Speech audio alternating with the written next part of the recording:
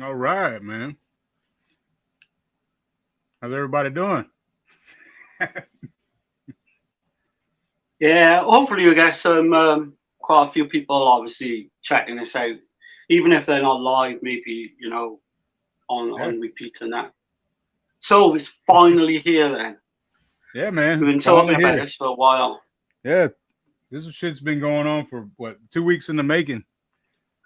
2 weeks in the making for this stream, but I think we've been actually talking about doing something for a while, haven't we?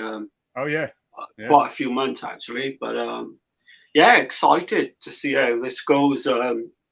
This has been an undertaking, like I said to you earlier, but yeah, two man. weeks I've done 20 films and you've done what, 30 at least maybe. probably So probably 20, 30, something like that, man. yeah, like I say, it's been fun. It's been you know I've got quite a lot of favorites that I like I said to you earlier. It's quite confusing because some I thought would be higher and some lower and some didn't even make the top 10 that I Right, thought would be definite. right. So it's going to be interesting to see Yeah, your list compared to mine. yeah, I man. don't think it's going to be Umberto conventional. Umberto Lenzi, man. He don't get enough credit, and you know, No, no. I was I've been listening to a lot of his damn interviews, right? And I've been writing stuff. uh, Yeah. what he was saying, and it just, he's a cocky bastard for one thing, Oh but God, yeah, absolutely. but Yeah. very talented, and as I was just like one thing that stuck out to me that he said though was that Argento was a pupil of his. Have you ever heard That's him say right. that? Yeah. Yeah, Yeah, yeah, He's- absolutely. He he did. He said, didn't. He basically didn't give a fuck. yeah, Whoever, like, he always. It's like he says with his cannibal films. With Diodato, he was pissed off. Diodato, got Cannibal Holocaust, Jungle Holocaust, yeah, but he always said, "Well, I did it first," and you yeah, can't argue that fact. He did. He did. And yeah. He's the got the Jali first, as well. yeah, Sorry, yep. go on to it. He's got the first cannibal film, Man from Deep River. You know, Yeah, uh, absolutely. and shit. I mean, the Jalos he put out was what 68, 69. Yeah, Yeah, obviously Bava come first with the yeah. Bob Jalos, was but he did technically come before Argento, right, and like you and said, that's he got this bit of this thing with Argento going on where, right. but it's like with these films now. I got background on quite a lot of these films, and he don't take no fucking prisoners, man. He just No, man, he says what he'll he tell you wants. how it is. Yeah, he don't give a Yeah, fuck, and he had deep respect for Fulci, yeah, from what I yeah, understand. He loved Fulci, but Argento, he was like, people say that I stole from him with his film Seven Bloodstained Orchids, saying that it was right, so much like Bird with the Crystal Plumage, and he said, yeah, "No, I stole that." He said he stole that's that right, from yeah. a fucking William Irish, I think's the guy's name. It was a film noir from like the 40s Oh that he god, yeah. that I've he got background on some of these films, and he just right. puts out these such outlandish claims, Yeah, man. and But some I of just them are thought it was quite funny. surprising. He's like, I didn't steal from Argento. I stole from this other fucking guy. Yeah, at least he's honest. You've got to give him that. Um, Yeah. but surprisingly, with some of these films, he some of the actors you would think he would pat on the back and say did really well Oh, he by calls him looking at. mediocre and Yeah, fucking yeah. And yeah, then some of them who are mediocre, he fucking caused like some of the best performances ever. yeah, You just cannot read Lenzi at all. yeah, He's a nightmare to read as a person. yeah, Um, but he was a bit of a hard man on set as well. Apparently, he was yeah, shaking and bawling and yeah. to get Some the of the best results. I'm trying to think of the actress's name from Cannibal Ferox, the blonde. Um, Oh, right. I've got it written down, but I haven't yeah, got it at hand. I think her name is Zora Zora, yeah, yeah. Zora Is it Kawara. Koala? Yeah, yeah, yeah. She was saying, how he was giving everybody a hard time, and she could get him to calm down. but she said he was a nightmare, you know. Yeah.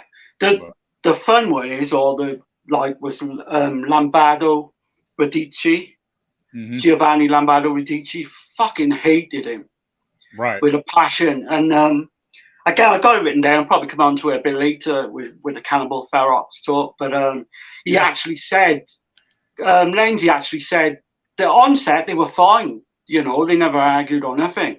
But he said he was a fucking nightmare afterwards in the interviews, like always slagging him off because of the animal violence. yeah, Because they tried to make, again, I don't want to ruin things for later, but yeah. he tried to make him kill that pig. And Oh yeah. I heard that. I seen that interview. Yeah, he just didn't want nothing to do with it. he's And like fuck. He's like pigs get killed. I was listening to Lindsay say it. He said pigs fucking die every day. Cattle die yeah, every day. Fucking, you eat the I shit. was surprised, man. with it's like last, you know, I'll have a brief spoiler. It didn't make my top 10, but Eaten Alive, I Yeah. watched again last night. And it doesn't, you know, we'll come on when we probably talk about it. It doesn't really resonate with me. I can't. Well, I think it's fine. we can talk about it now because Yeah. it's my number 10. No, that's perfect. I would It say made my number perfect. 10, man. Eating alive. But yeah, like I just can't. It just does not resonate with me. Mm-hmm. I like it. To me, it's a 6 out of 10. I want to love it. You know, I think everything about it kind of. I'm not sure why I don't love it, but I'll give it a 6. I'll probably give it a 6.5 out of 10. right. You know, it's Yeah. not the greatest thing. I do like, you know.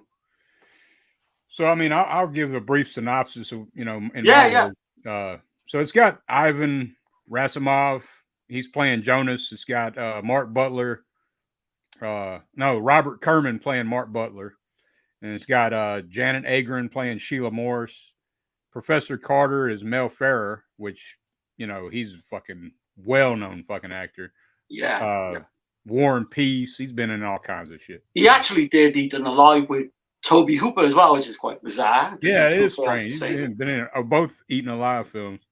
But yeah. It's kind of weird. So Sheila hires Mark, a mercenary, she's trying to find her sister in the jungle of New Guinea. And what they find is an insane fucking cult. And, you know, this cult leader, Jonas. And it's basically, he's just like, Jim Jones, right? Yeah. Like Jonestown type shit. And so, you know, they're discovering that outside this commune, that no one is safe outside of that shit. So either way, you're fucked. You know, if you got to live by their rules, or you fucking go out there and you got to, you know, with the cannibals. There's cannibals out there, and these cannibals. Yeah, absolutely, yeah. But yeah, man, I dig it, man. I remember it's an old one. I've seen it, you know, I guess in the 90s is when the first time I've seen it. But this came out in 1980 though. Yeah, it come out on, I think wasn't it on the coattails of Cannibal Holocaust? Yeah, 1980. Yeah, I'm not sure which come first. Whether it come first. Probably Holocaust. Yeah, like I say, you know, get like, what's your thoughts on the film? Well, I think Ivan Rasimov, man, he's fucking brilliant in it. I think. Yeah. The Mark, Robert Kerman, I think he did a good job. I like the gratuity exploitation shit. You know, it's it's brutal as hell, man. It's not as brutal as other ones, but you know, I dig it. It's just it's a fun time, right. And I was surprised. He's got a take on the Jonestown shit. I like how he did that. that. Absolutely. Even like, you couldn't even say it's sort of like a Manson type cult as well. Obviously, he was going off the Jones, you know, Jonestown, but I think there's a bit of Manson in there as well. Right. I was surprised with, like, obviously the animal violence. A lot of it is like rehashed from, I think, Jungle Holocaust was Man from Deep River, which I haven't seen, Yeah, but there's I'm sure burning, obviously like you have. is that the head burning and shit? I've not seen the film, but I read that there is bits of it, from Man from Deep River, sort of obviously the animal violence and that. Yeah. I was surprised, yeah, because they're showing that on YouTube. I haven't got a physical copy or anything, Right. and yeah, it's all intact. They show everything on YouTube. But I was surprised. Yeah, there's quite a bit of animal violence. What's that, mate? I said they show all kind of shit on YouTube now. I mean, Oh god, yeah. And then you see some stuff on YouTube, they take down for no fucking reason, but don't make sense. It's pick and prod. I was surprised. There's even the use of the N word. I don't know if you realise in this film. Yeah. And Lenzi just didn't give a fuck. Right. Nah, he don't give a fuck, man. He don't hold back shit. So. No. I did like some of the music from it, like kind of. Well, it was directly taken from Cannibal Ferox in at least one scene, maybe two. I'm not sure. I really like that. Right. Like the main theme. And Janet Agron, not sure she was Italian, but the foreign actress. Oh yeah. She just couldn't fucking act at all. She was terrible. But yeah, the acting's not the greatest. I do like that scene where she's all like painted up gold. Oh god, I love those fucking naked scenes. So I was seeing that's actually like, well, Lenzi's saying that he did research that he had a real anthropologist that was telling him how they really do these rituals, and they'd take a white woman and make her the fucking queen, and that's why they painted her up gold. She was going to be like the queen, but that's where that came from, is what Lenzi was saying. I did wonder because there's no explanation in the actual film of that. Right. But the naked scenes is probably one of the pluses of the film for me. Right. Obviously she's fit as fuck. Oh, there's some brutal shit going on in there. Some brutal rape. Yeah. Oh god, yeah. There's a few. Yeah. With that massive wooden dildo as well. Dildo, and yeah. Which they kind of. Have you seen The Sister of Ursula from 1978 Giallo? No, I haven't, man. I haven't seen that one. I've heard. I don't want to ruin it for you, but it's real sleazy. I heard you and I think it got ruined. I don't remember, which is a good thing. But I heard you and Steve talk about it on the Eurocult. So that's one you've got to see, man. Yeah. Right. And I'm sure, like during these streams, maybe like we'll come on to that at some stage anyway. Yeah. I really liked Robert Kerman in this. Lenzi turned around and said he didn't realize he was a porn actor. He said he was mediocre. Yeah. And he said if I'd have known he was a porn actor, I wouldn't have fucking cast him at all. But he's okay with the porn actresses. Like when they go on to be porn actors. Exactly, typical man. But I actually think he does a good job. I think Kerman really plays this well. I think so too. Yeah. I think Razumov is just alive, man. I mean, there's so many fucking movies that we watched though. Like you got to think Lenzi had 67 films. So I know when you look at that, I was actually when we turned around and wanted to do this. Yeah. I was thinking, fuck, if we like over, we've got an undertaking on. But I wouldn't mind. Obviously, it wouldn't be another top 10 or anything. But down the line, we could always do another 10 of, say, maybe his films that we've like seen, in the future, kind of thing. Yeah. We could always do a part 2. So sure, man. He's got so much to cover. I mean, there might be, the 10 might shift. With time. Yeah, absolutely. Yeah, we could even say that, if they break your top 10, or we could just do 10 of the Lenzi films if you like. But Razumov, like you said, is fucking fantastic.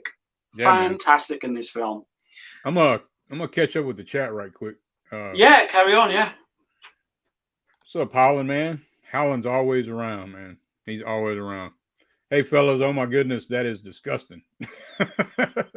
Hell yeah, man. Thanks for being here, man.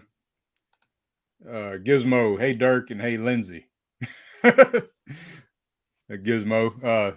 and this is Darren, everybody. If you have never met him, he's gonna be on these shows with me, An Hour to Kill, and probably going to be 2 or 3 hours to kill knowing us. yeah. It's all just, good. Right.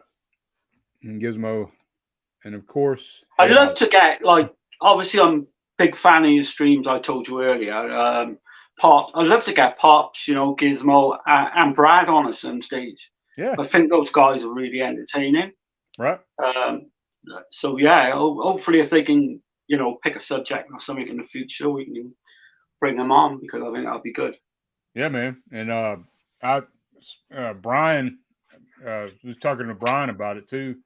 Oh yeah, Brian as well. Yeah, absolutely. Yeah. Maybe Johnny, if he's up to it, Yeah. But absolutely. And Holland's, they're saying, hey, back and forth, damn dirty ape. What's up, man? It's a killer name. Texas is here, man. What's happening, man? Hell yeah. Oh, nice. Cool. But yeah, man. That's my number 10, man. Eating Alive. Right. Check it out. I've been meaning to get that, DVD. Is that the Blu-ray, is it? Sorry. It's the Blu-ray from Severn, yeah. What's the extras like on that? Any good?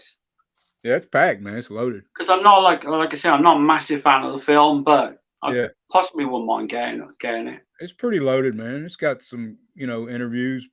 I mean, you might have seen them. Some of these releases have the same fucking interview. So.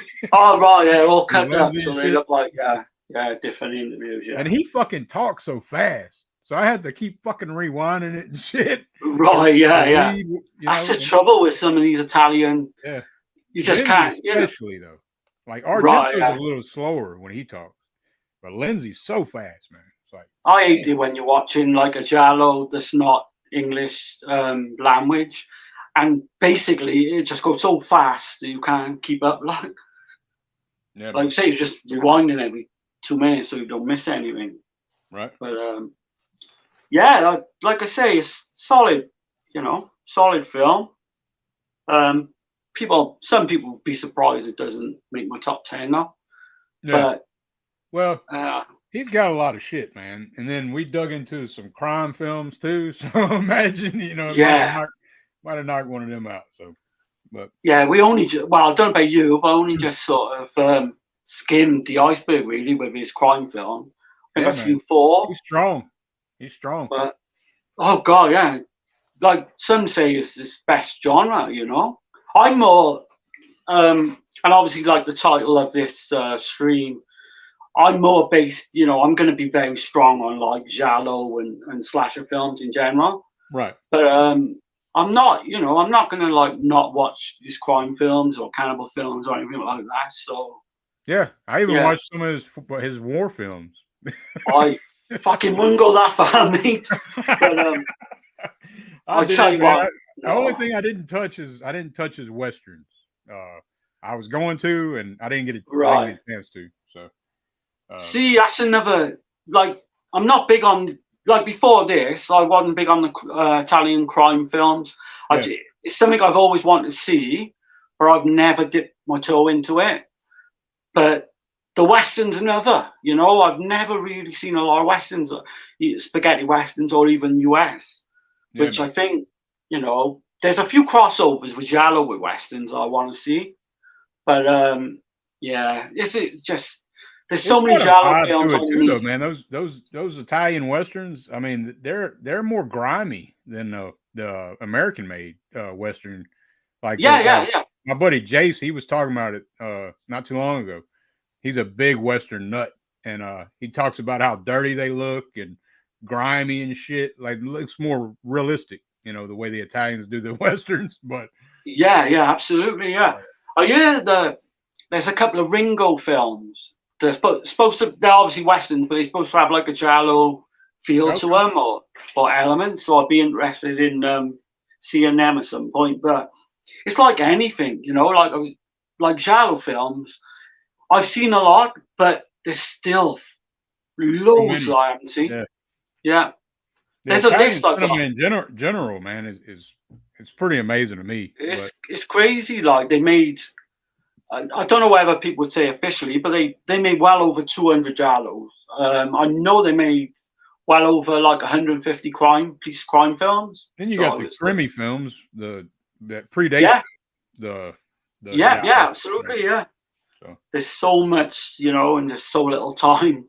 right. But yeah. Do you want me to run off my number 10? Yeah, man, go for it. So number 10 is Hitcher in the Dark from 1989. Right. It's I'll just give a brief synopsis. An unimposing psychopath with horrid listening scenes and worst social skills picks up hot blonde hitchhikers in his daddy's Winnebago. I was completely surprised by this. Like a late 80s slasher entry. I just thought, it's going to be mediocre at best. Yeah.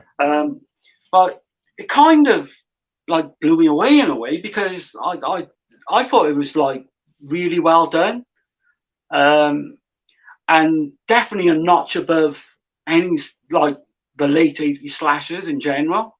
Mm-hmm. It kind of really took me back. I have actually got a couple of releases here. It's definitely worth a watch. It didn't make my top 10. Yeah. Surprisingly, like, Right. But I just felt like the acting was fucking bad. I don't know. Is that just me or? Yeah, it's bad. It is bad, but I think I've got like a tolerance over the years for bad acting. Sometimes it take me out of a film, sometimes it don't. Yeah. But I did get years ago was the DVD there. Don't know if that's coming up on. Oh yeah, hell yeah. Yeah. And there's the Blu-ray from 88 Films, like deluxe edition. Again, I don't know if that's coming up. Okay. Yeah, that looks killer. Shit. Oh man, it's quite chunky. It's got like a little booklet as well and everything. But yeah, like this film, again, it's got like the 80s feel of say like Ghost House or Nightmare Beach. Yeah, it does. I kind of got that feel, like late 80s. Right. Even like television feel. I don't know if you thought that. What is it? Like a television feel to it. Oh yeah. But this guy, he just completely fucking. I wrote something. Psychopath. I'll give you my synopsis of it real quick. Yeah, go on. Yeah. I just put a very privileged 22-year-old who's obviously fucked in the head.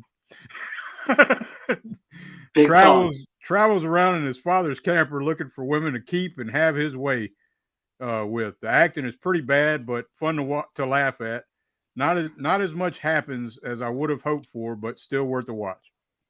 That's what I wrote. Right. Well, so would that make your top 20 maybe? It'd probably make my top 20. I don't know where, but right. Yeah, it kind of surprised me. It made my top 10. I thought it was going to be in my top 10 when I first watched it, and then I didn't see. Yeah, I didn't. I've seen it before. I liked it, but I thought maybe it was kind of 5 or 6 out of 10. And then going back to it, I was like, it's funny how that works. We didn't have time to double watch shit, really. Yeah. It's weird how, like, sometimes you can be watching a film. If you're not in the right frame of mind, that film's not going to resonate with you. And then you can go back 6 months down the line. Because I'm hoping, not to go off topic, I'm hoping that you'll find that with the Stendhal syndrome, because I know you didn't like it. Yeah. But I need to revisit. I absolutely love that film. Yeah. So obviously, I think we're going to cover that at some point. I'd be really interested for you to see your views on that. Right. I'm not sure actually whether to do it for Eurocult. Because Dana, I'd like to see Dana and Steve's actual views on that as well. Again, I don't want to go too off topic. Right. In this film, there's actually like a wet t-shirt competition that he actually does in Nightmare Beach as well, which is quite strange. And And again, there's a use of the N word. There's a racist slur. He seems to bring that one out every few films. But Yeah, you don't get. yeah, I thought acting wise, yeah, it's not the best. I agree with you. I completely agree with you. But I think it's engaging. I really did like the lead. There's parts of it I like. I think the ending pissed me off Right. the most. Oh, okay. Yeah, yeah, yeah. Like, fuck, man. It's just I don't want to spoil it, but No. it don't show shit. It happens, like Yeah. And it's not ambiguous either. So if it was ambiguous, that'd been cool. But it don't show nothing, but you know what happens. You know what I mean? Yeah. And it's just kind of a letdown. It's kind of the ending you've probably seen before in other films, to be honest. It's kind of lazy. Yeah. Exactly. Yeah. But yeah, I got a few facts. Like the German poster was called "Return of the Hitcher," basically to cash in on the 1986 The Hitcher film, which I thought was really good marketing. It originated as part of the I Maestro del Terror series, so I'm not sure what other films was in that, but that was the original idea. And the film was shot actually under the title Camper. Okay. In July of 1989. I got loads of facts, man. I don't want to like bore people or anything. No, that's fine, man. Whatever you want to talk about. Lenzi actually cast Joe. Is it Joe Baglow quickly after Black Demons, which is a film I've never seen from his. I think it was his last ever horror. Yeah, I didn't get into the Black Demons. That he was trying to come off the demons money. Yeah. And I've seen it it's actually on YouTube. I heard it's rough. Really fucking bad. Yeah, it's his last. Yeah. I would be interested in seeing it down the line. I would. I would too. Just to see how bad it is. Yeah. But yeah, so Lenzi was happy with the film. He said it could have been a masterpiece. But Joe D'Amato, the producer, made him shoot an ending that he didn't want, which makes sense now. Well, that does make sense, because that's why probably why it didn't hit home for me. Because I liked a lot of shit that happened in the movie. Yeah. Some of the they should have got better actors. I mean, really. And it would have been a fucking strong film, I think. The lead, the killer guy in the camper, he was okay. Right. He's fine. I didn't have a problem with him too much. Did you like the blonde, the actual, the girl in peril? She was okay. It's the boyfriend or whatever. Oh yeah. Horrible. Yeah, absolutely. That some of those acting performance reminds me of something like, say, The Ghost House, where it's just fucking awful. Yeah. I thought the blonde girl in peril, I quite liked the performance. She actually does get naked at some point as well, which is good. Yeah. But yeah, my camera's gone a bit. Yep. Let me put that back. But Joe D'Amato was actually the producer. Is that okay? Yeah. So Joe D'Amato was the producer, and him and Lenzi had like this love sort of hate relationship where they go back and forth, I think like Psycho as well was the inspiration I was reading as well from Lenzi. Oh, and for Hitcher in the Dark? Yeah, which I don't know about that, to be honest. But it ended up basically going straight to video in Italy. Right. Didn't get released in the US until the Media Blasters Sheet Show DVD release in 2003. This is the first time I've seen it. Yeah. Yeah. And I watched it on Tubi. I mean, it's worth a watch for sure. I think it's surprised a few people. I think if you like the slasher genre, yeah, I think just put my camera into place. Is that light bugging you? No, you're good. Everything's good. Is that okay? Yeah. But yeah, I think it might surprise a few people. I enjoyed it enough to put it in my top 10. So, right. But I can see your point of view as well. Yeah, man. It's 1989. He's kind of at the end of his his end of his shit, right? Yeah, Since absolutely. we're talking about Hitcher in the Dark, I'll go ahead and bring up Witch House. Fuck. Oh, okay, yeah. It didn't make the list either, but I'm gonna just briefly talk about it, man. It's I actually like it more than Hitcher in the Dark. Okay, that surprised me. Kind of Yep. crazy. It takes place in the countryside. There's like this hag witch that's fucking killing people, and it's not a mystery by no means. I mean, it shows her kill fucking people at the very beginning. You know what I mean? Like it tells you Yeah. exactly what's happening. It's just a fucking slasher, but it's like a hag witch in this fucking house and shit. And this dude keeps having these fucking nightmares about her. I don't know. You just have to check it out. I don't want to spoil anything. There's So this nothing made really you number spoiled. 9, is it? Is What's this your that? number 9? No, that's not my number 9. No. Ah, right. It's just I was just mentioning it because it's in that same vein as Hitcher in the Dark. You know. Do you want to actually briefly talk about the film? Or What's that? do you want to talk about House of Witchcraft? Oh no. I was just bringing it up with Hitcher in the Dark. I didn't write anything down for it. I was just That's okay. just mentioning it to kind of go with Hitcher in the Dark because it's around that same time. I think 1989. Yeah. Yeah, actually, as part of there was a series called The Houses of Doom, Okay. TV series. So that was him and Fulci's shit. Yeah. Fulci made 2, The Sweet House of Horrors and The House of Clocks. Okay. And Lenzi did House of Witchcraft and House of Lost Souls, which didn't make my top 10. I keep doing that, sorry. Yeah. My camera. It didn't make my top 10, but I really like it a lot, House of Lost Souls. Okay. Yeah, I didn't even watch that one. I watched the House of Witchcraft. I didn't realize it was in that series. It's definitely worth watching, House of Lost Souls, if you ever get a chance. But yeah, so coming on to your number 9 then. Yeah, man. So my number 9 is 1970. Quiet Place to Kill. Oh, okay. Yeah. Yep. And this is in that Lenzi box set. And I thought this was going to actually be higher, but no.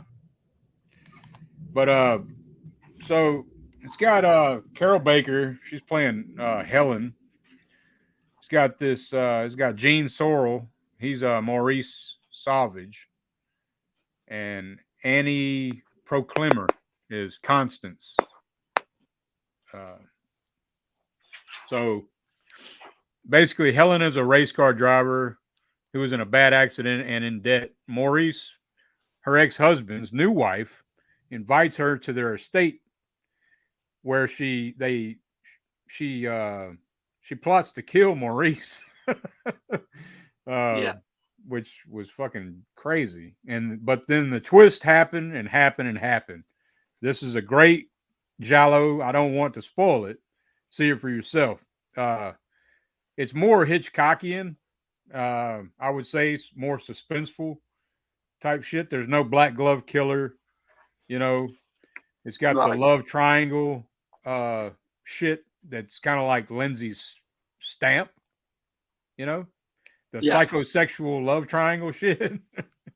He does that shit a lot. And there's like some car deaths and shit like that, which he loves to do that shit too. And it's got like in the Lenzi films, man, he's always got, they're like anti-heroes. The protagonists, they're always like fucking anti-heroes, and they always get, fucked over somehow, Oh yeah, very much so in this film, yeah. Yeah, man, I recommend checking this one out. Out of the box set, I mean, there's one other film that made my list out of the Carol Bakers. Right. Okay. The Baker Lenzis. Yeah. But that's my number 9, man. Quiet Place to Kill. Did it make your list? Yeah, absolutely. This come in number 7 on my list. Oh, okay. I've always liked this film. But watching it again, you just get another appreciation, you know. And some film, this surprised me actually. I didn't think it was going to be as high on my list or make my top 10 at all. Right. So yeah, I think I got the same one as you there. Yeah, you got But the same one. confusingly, it's come out as Paranoia. Yeah, and that's the thing. It's the mix-up with Paranoia, Orgasmo, and Quiet Place to Kill. Yeah, It's there's mixes. Like so, Quiet Place to Kill is the international name, right? yeah, yeah. It's But really in the UK, it's called Paranoia or yeah, Orgasmo. Paranoia. I think yeah. Okay. The Yeah. same with a film we'll come on to later, like Oasis of Fear as well. It got so many different names, and Yeah. but yeah, I go with this one. It's like really gone up in my estimation. Yeah. I think it's another incredibly well made, you know, Yeah. It's Lenzi definitely. Giallo. It's like late 60s, 70s. I think he's up there, and I think we mentioned earlier you've got Argento and you know Fulci, Mhm. Martino, Bava. I would put Lenzi as five, no, in my top five directors, Italian directors anyway. Yeah. Yeah, for sure. I think John Sorrell does a good job in this. Right. Carol Baker, I thought, again, she. There's a few films that I mentioned later. You know, the Lenzi kind of dismissed her and didn't include her. I think Oasis of Fear actually was one of them. And but he did have this kind of fascination with her. Mhm. Uh, you know, we again, you know, without saying a bit too pervy, but we do get the Carol Baker shower scene in this as well, and the topless scene later, which is again, it's always good from a male point of view. But just when you think with this one you got it figured, it kind of throws you another curveball, and you Yeah, don't that's what really I was know what's saying. going to happen. The twists Yeah, keep coming. They keep coming. They keep coming. You're like, damn. And that's the first time I seen it. It really was effective. Second time, it went lower. I thought this was going to be higher on my list, to be honest. Uh, right, okay. for me, I For hey, me, I thought, I gotta take a break, just a small break, but I'll be yeah, that's right fine, back. mate. That's fine. But we Yeah, can talk about it. I'll be right back, though, man. no worries, dude. No worries. Okay. So yeah, A Quiet Place to Kill. Obviously made my top 10, number 7. Um, I think the ending to this film kind of brings it up a notch for me, um, from like a 7 out of 10 to an 8, which I really enjoy. Um, it's the third film in the Lenz of big 4 films that they made. But again, I'll come over with some of these points with Dirk in a bit. But yeah, hopefully everyone's enjoying the stream so far. It's first time for the both of us, so hopefully we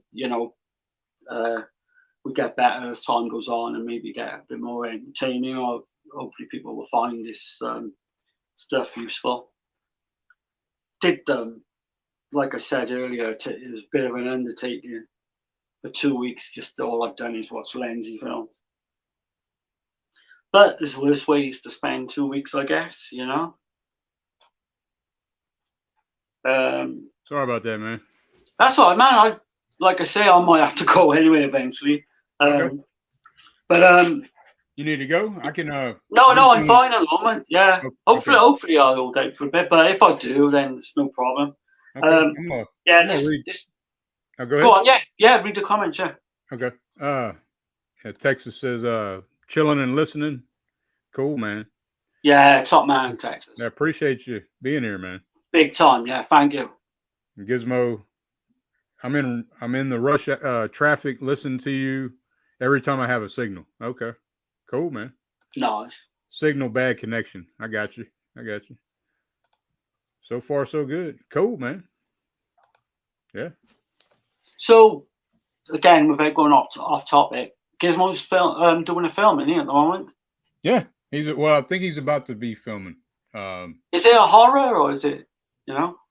It's he told me. Yeah, yeah. I mean, I believe it is a horror. Yeah, Right, yeah, I'll have to check that out. You know, you did he's say made. he's a slasher, didn't he? Before? I've watched two of his features. I watched uh, is it Blood Christmas?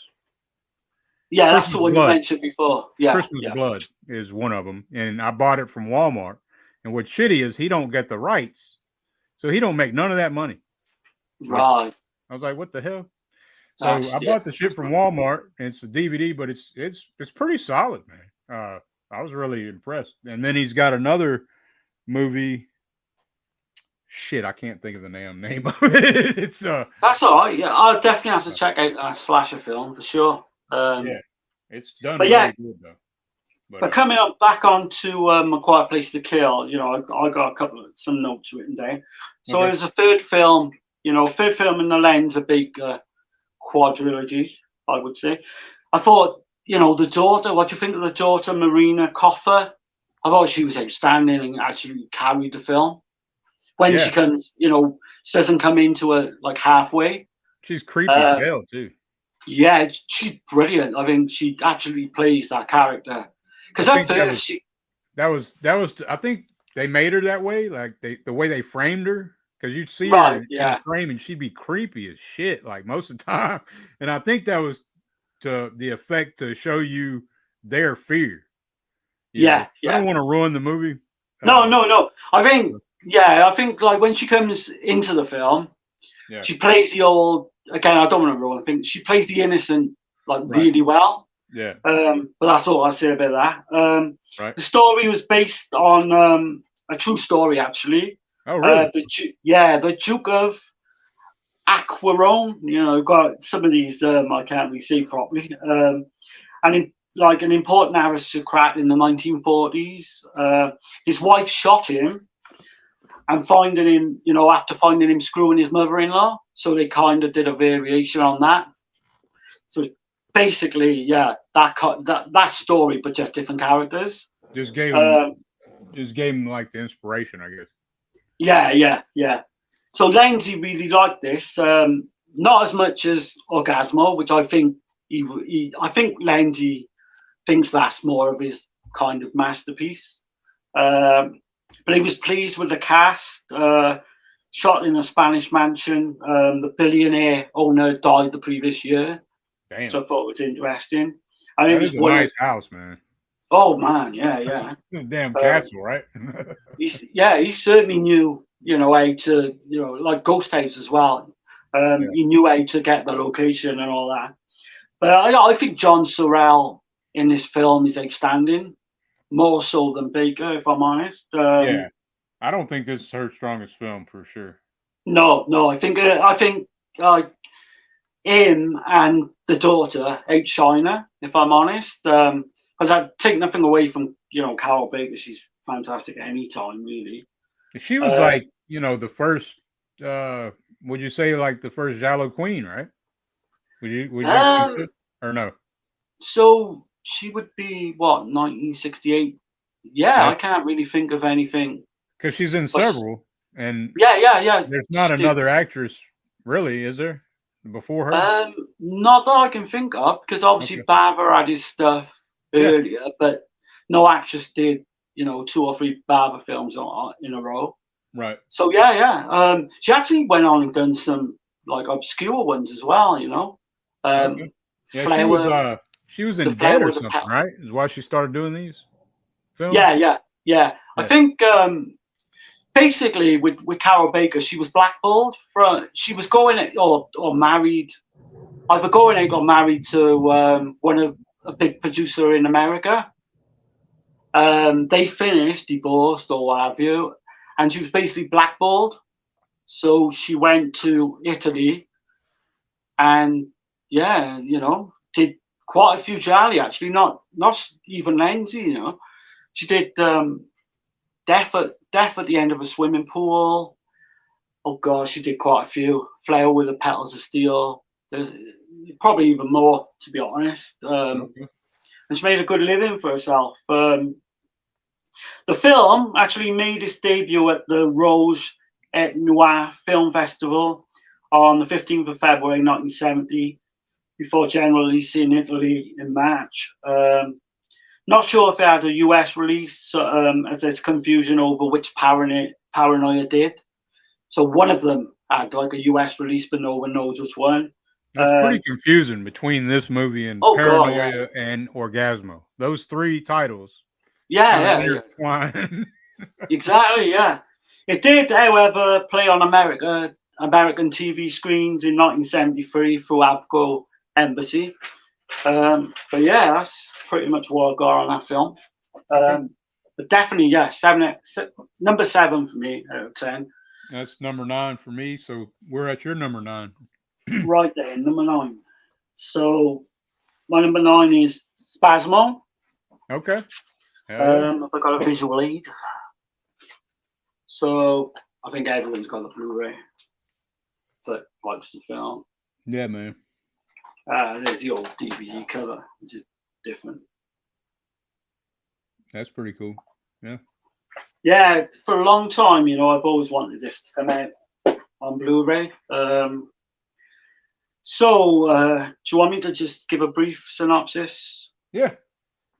So, while walking along the beach, Christian and his girlfriend discover a mysterious woman washed ashore. The following day, Christian meets the woman again at a yacht party and soon finds himself entangled in a web of lust, intrigue, and murder.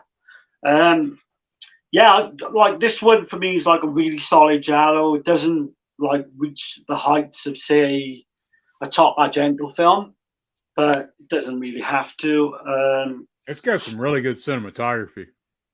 Oh, guys, yeah, and that's another thing that we'll allude to. A lot of his films were really well made. Right. I don't know what, because I was talking to you again a few days back, and the whole Lenzi thing surprised you, didn't it? You didn't think he was going to be or have as many good films. I thought it was going to be a stretch to find 10. Like yeah. 10 solid. But no. It's got. I mean, you said you didn't watch any of his war films, but I only watched 2, and they're fucking really good. They're really well made, Right. And they're like from the '60s, but yeah. Still, you can tell he had some money backing him. But go on. See, I was listening to somebody say, and I kind of agree with this. They were saying that with Lenzi, you can always tell how much money he had. So if he had $1 million, or what, I don't know what lira would be equivalent to $1 million. I don't know what that would be, but if he had $1 million, basically, you're gonna get $1 million film. If he had 10 million, you was gonna get a $10 million film versus like Martino. Martino could do way less with he could do way more with less, basically. Right. Yeah. Yeah. That actually makes sense. Yeah. So I was like, okay, yeah, because Martino, I know we're gonna get into some Martino later, but. Oh God, yeah, we'll definitely be doing Martino at some stage. But you could definitely see it in some of Lenzi's movies where it's super low budget, and well, that's the kind of film you're gonna get. But if he had money, he could really fucking do something. He just didn't know how to stretch the money, kind of like Martino or what. But yeah, absolutely. So Christian in this is this guy gets caught up early in what we think is like a murder, like in self-defense, basically. He and his latest squeeze then decide to run away and hide from suspicion. I think it's really well made. I think it's Spasmo kind of underrated. I don't know if you think it's underrated. It almost made my top 10. It almost made it. Can you believe that Eaten Alive beat it? Right. See, I can't argue with that, really. I can see why, in a way, but I think, was this 1974? So it's coming after, Argento's 3, Animal trilogy films. But I'm yeah, like I say, I think this is highly underrated. You've got these doll mannequins turning up in the film as well, Yeah, which that was odd. That's fucking crazy. You know, yeah, kind of like like predates Maniac or some shit. You know. I actually read that they actually put them in later, and George Romero filmed them. There's like, which Oh I hell, found astonishing. really? You know, yeah. George Romero actually filmed some of the mannequin scenes. Oh shit, Um, I didn't know that shit. yeah, it's really. I got the book on Lenzi, and some of the facts like really. If you get a chance, it's called "Make Them Die Slowly." It's by Troy Howarth. Okay. Then definitely turn yourself onto that. But yeah, there's quite a lot of twists and turns along the way. The last third of the film becomes sort of a fuck style movie that a lot of these Jallos were. Yeah, I thought it Um, was a little lazy at the end. yeah. I don't Ivan know how you Razumov feel. again, Yeah, absolute quality. he's fucking great actor, man. You see him Whenever in he turns so up, many. it's brilliant. Yeah, You know? you seen him in But so many. yeah, absolutely. The ones with Martino too. Yeah. I've not seen a Razumov film or performance I don't like. Right. He, Yeah. he fucking elevates the film. Even if he comes in halfway, he elevates the film. He comes in anyway as the brother, and whenever he shows up, something sinister. I'm not going to spoil things, but sinister is ahead. I like the old explanation, of the way it's like really tied up in the conclusion. I think the ending is superb. I'm not going to spoil it. Well worth the wait. Robert Hoffman,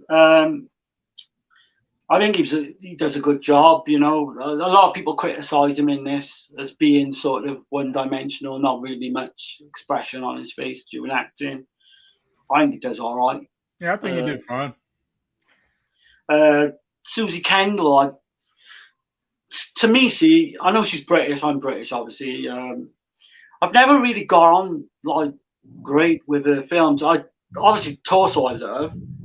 I think she does a good job in Torso, but I like Bird in the Crystal Plumage.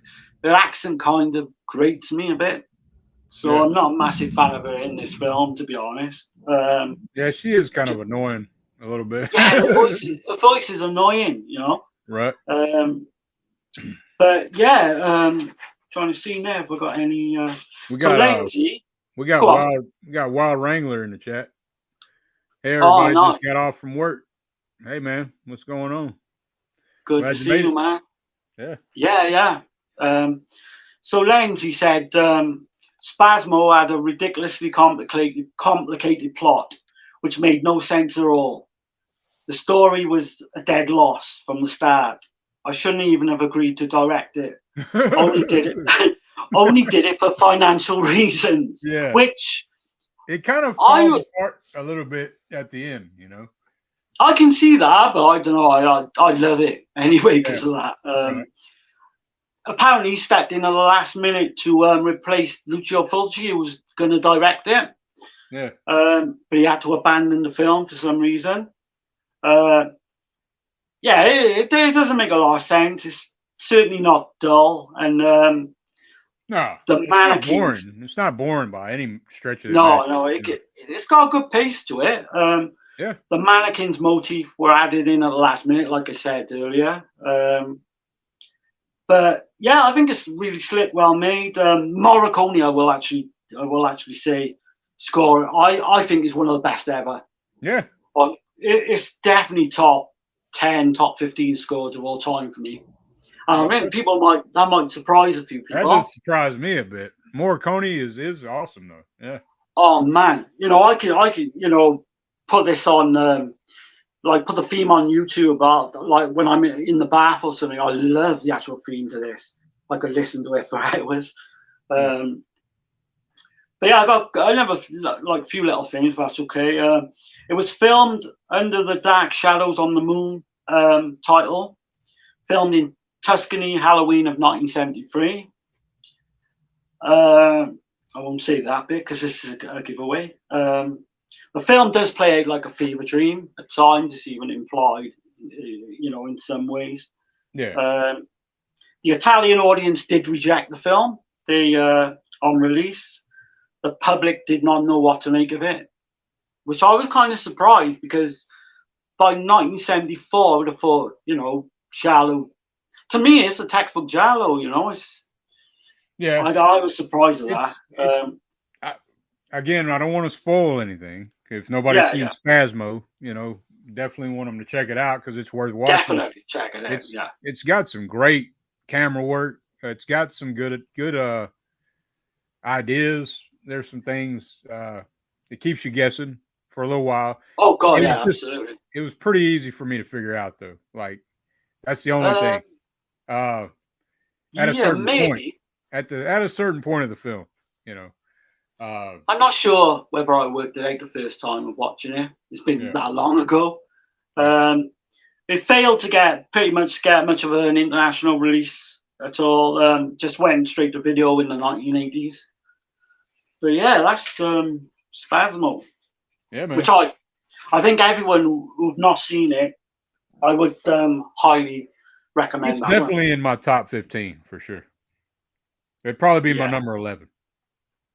Yeah, absolutely. Yeah, I was kind of, an hour. I thought, actually, when I first watched it again a couple of weeks ago, a week ago, whatever, I actually thought it would be higher, but a couple of others knocked it off.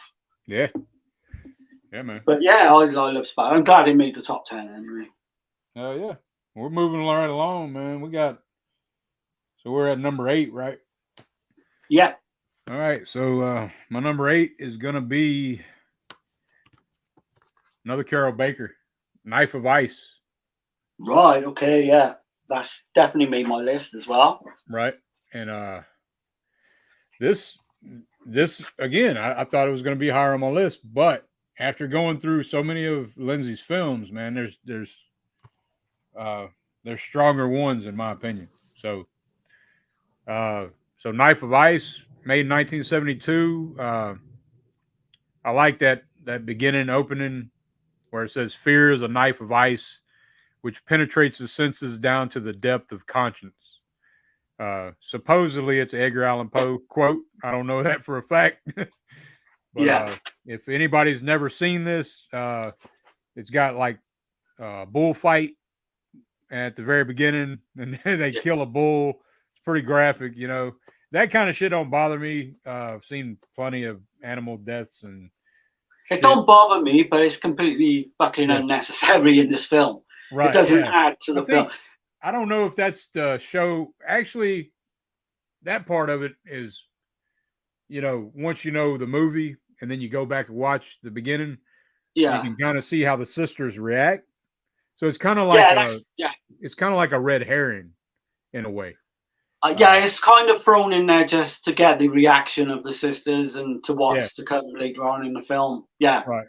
But to go that far, I know it's a bullfight. I know it's it happened all the time then, but I don't know. Yeah, I got a lot of my family's like cattle people and shit.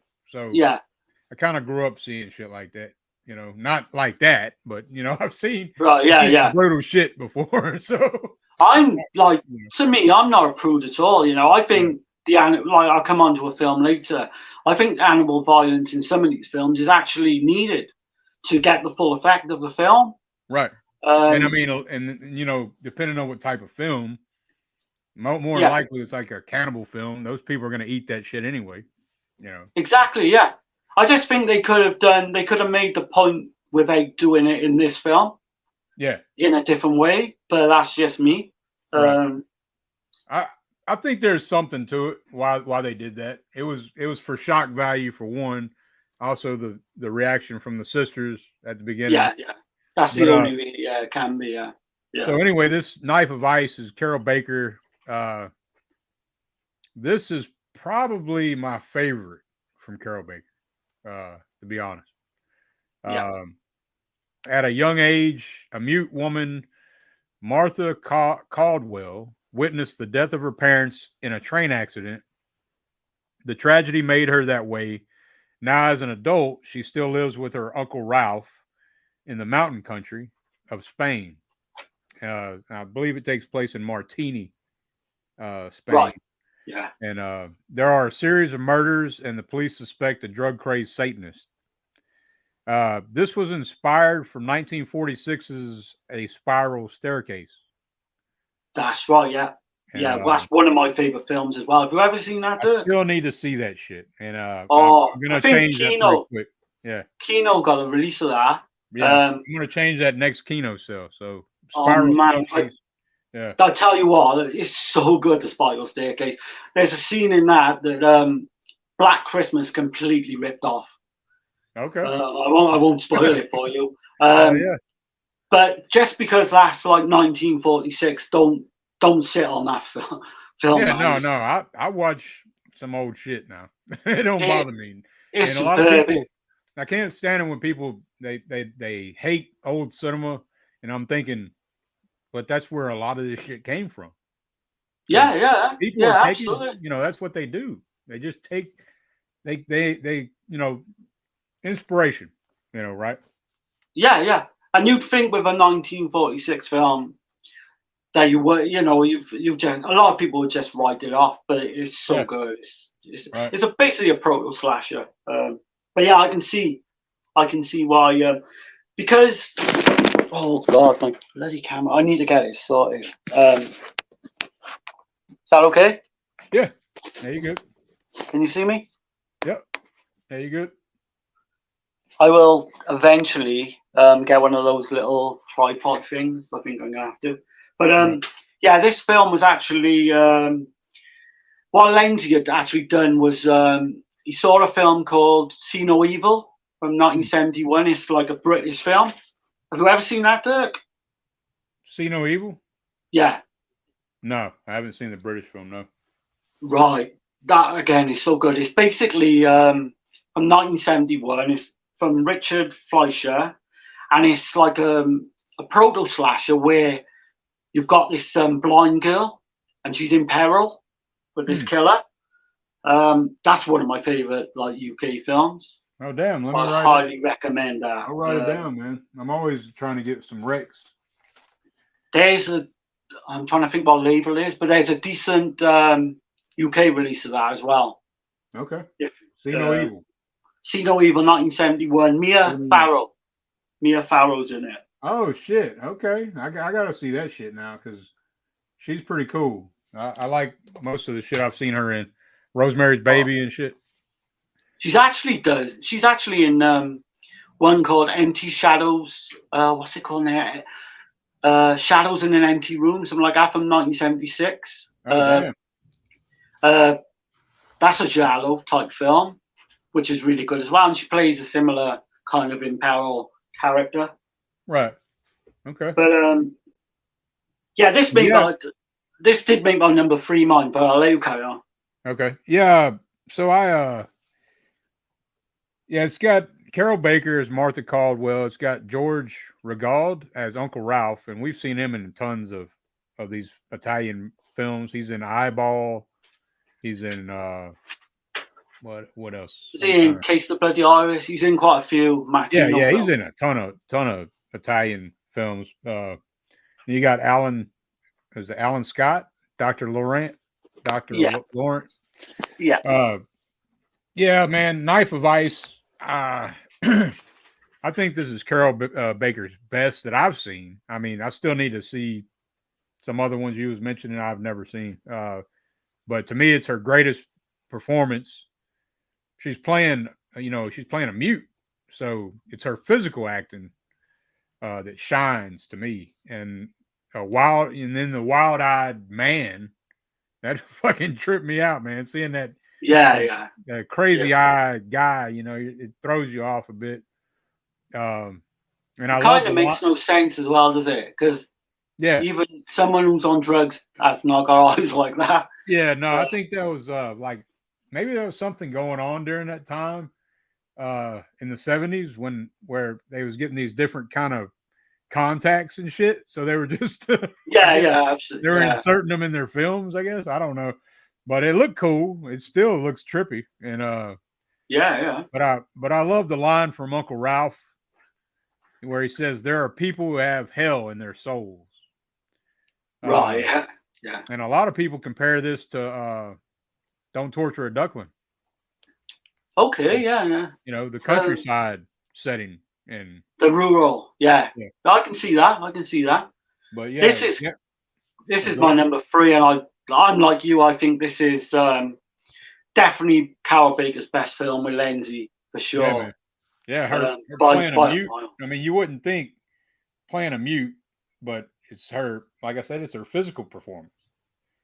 Definitely. There's lots of like red herrings in this as well. Oh yeah. It's kind of because I remember having a conversation with Steve on Eurocult.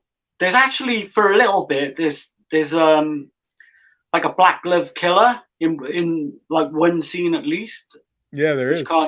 It kind of like puts you off working the film out, if you like. Yeah, it threw me off. Like I didn't. Oh God, I did not figure this one out at all. No. First time I seen this, I was in complete shock at the actual conclusion. I thought Lenzi actually hid the killer really well throughout the 90 minutes and what have you. Did Gastaldi write this one or no? I can't. I haven't got the writer down, but I know he did do a lot of. He did write a lot of Lenzi films at that time. Right. And I feel like, from what I understand, like in my opinion, he's probably the best writer of the giallo. Would you say? Oh God, yeah. There's him. I think Dardano Sacchetti, who wrote a lot for Lucio Fulci. He's another good one. Right. But I know Lenzi absolutely didn't really rate him at all. I think I've got background on a couple. It's almost like he plays favorites. Lenzi. So if he liked you, then you were awesome. But if he didn't like you, he was a piece of shit. Very much. Very much the same way as like Fulci was exactly the same. Yeah, he had his favorites. Him and Fulci got along great. Exactly. So. I think with Fulci was like he would test people out. So on first day of shooting, Fulci would really go for you, and if you had the bollocks to actually stand up to him, then you had his respect then for the rest of the film. So he's kind of like that, Lenzi. But some of the comments are absolute gold that he come out with, about these films in interviews and stuff. Right. And I always find this good that with Lenzi, not so much with Fulci because we haven't got that many interviews on tape of him. Right. But Lenzi did do a lot of, he did a lot of it, yeah. And got to be thankful to have, all of that. He actually, Lenzi actually passed on Baker for Oasis of Fear. Huh. And but he had no problem apparently. I just watched that, the Oasis of Fear. I just gave it a watch. It's coming. Spoiler, but it's coming. Okay.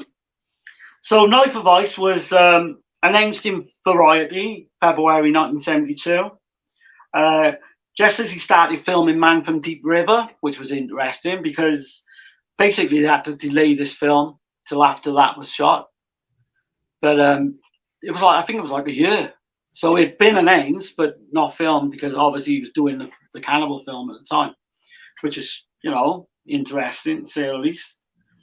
And another thing was, I kind of gobsmacked me a little bit. This film actually started out as called Vertigo. Oh, really? Yeah, that's on the nose, ain't it? Oh, apparently Hitchcock's film had not been released in Italy at the time yet. Yeah. So I was listening to Lenzi talk about that a little bit. He said it's very hard to sue. Italian. Oh God, absolutely. Yeah.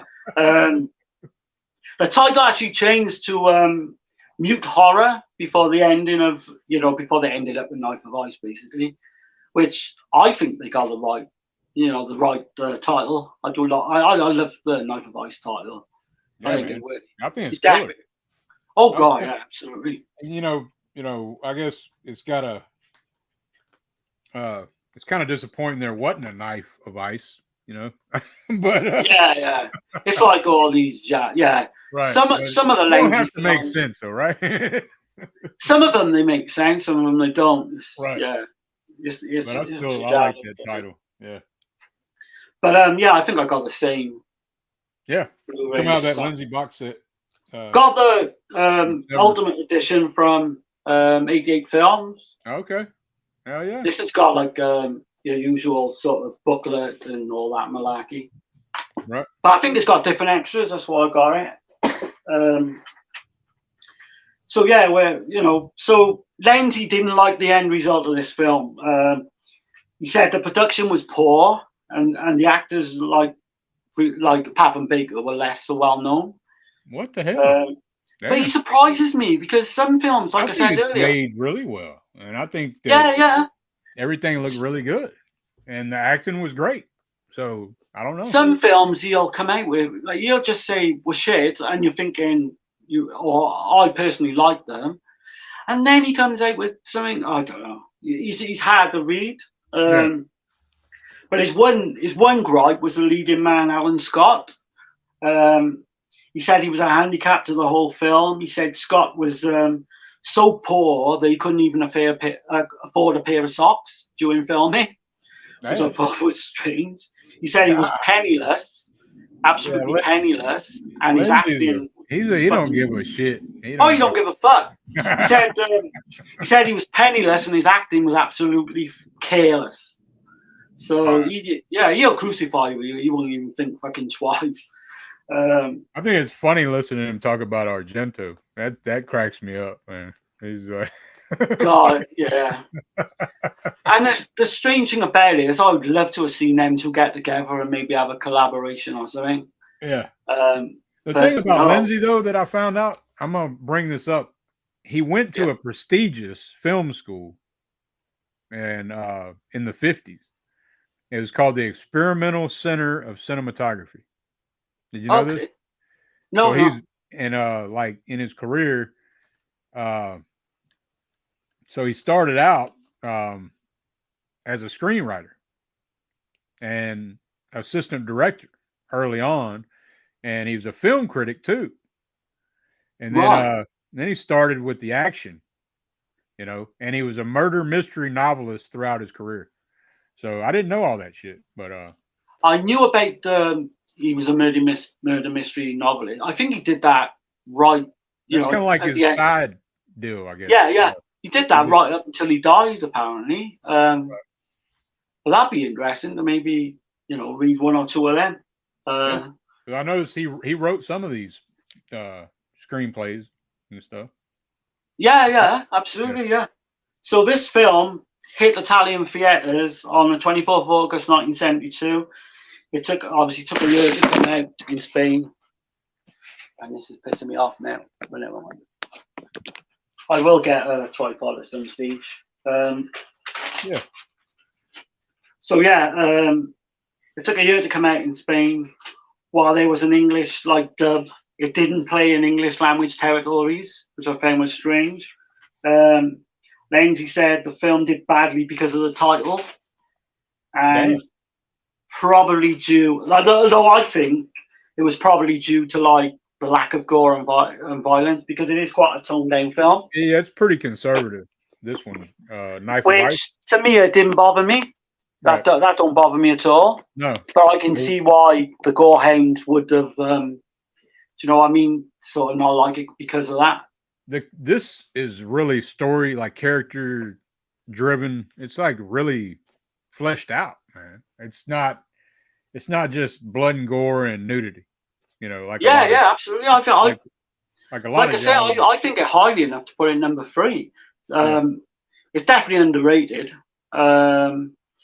This one, I don't know about you, but this one for me was really hard to find on the US DVD was out of print for a long time, and it was going for £50, 60, £70 on eBay.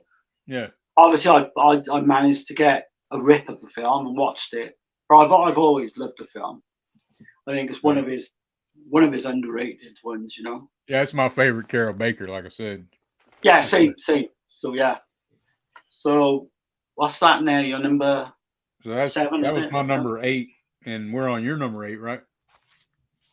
Oh right, yeah. So this one, I was surprised it come quite low. Actually, I thought this was gonna make my top five. Mhm. It's Eyeball Oh shit! from 1960. Yeah, it surprised me as well. Surprised me as well. I Yeah, would have been convinced that this would have made possibly my top three even. yeah. But after rewatching a lot of other films, it's obviously made number eight. So we've got a knife wielding maniac in a red cape and hood goes on a rampage and kills American tourists on a tour bus by gouging out their eyeballs. It really is that simple, you know. It's no, is it? To me, it's like good dumb fun.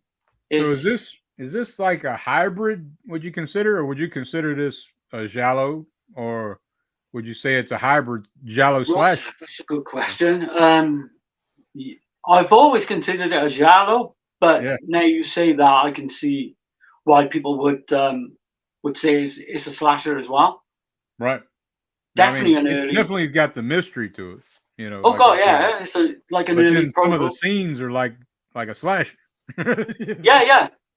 So this and maybe Torso from a year or two earlier, probably the first kind of. I was saying that Bay of Blood, thinking about it, but Yeah, I think like Lenzi with this, he basically knew he wasn't making high art.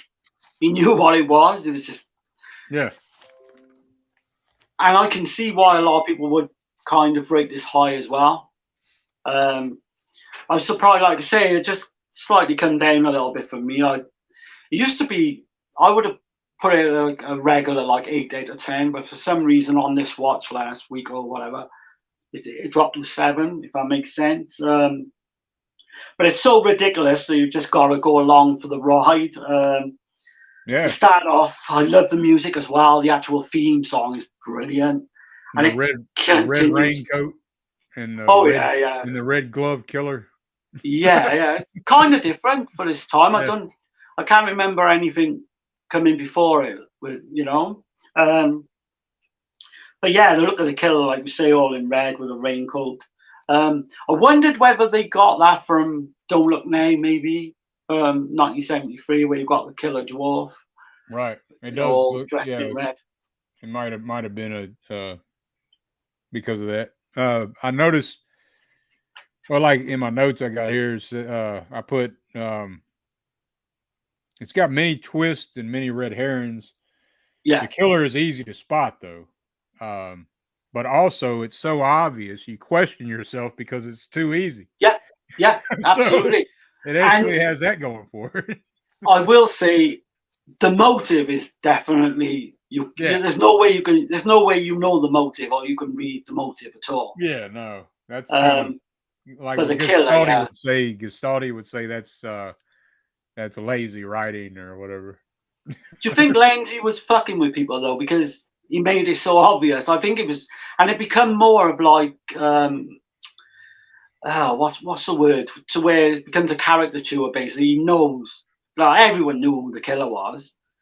Yeah, Um, like but then you watched enough, you've seen enough of these films now that you're like, nah, it ain't that one, So yeah, yeah, yeah. That's what I mean. He's fucking with you because he's making it so obvious that you question yourself by the end of the film whether or don't spoil it, whether this character is the killer.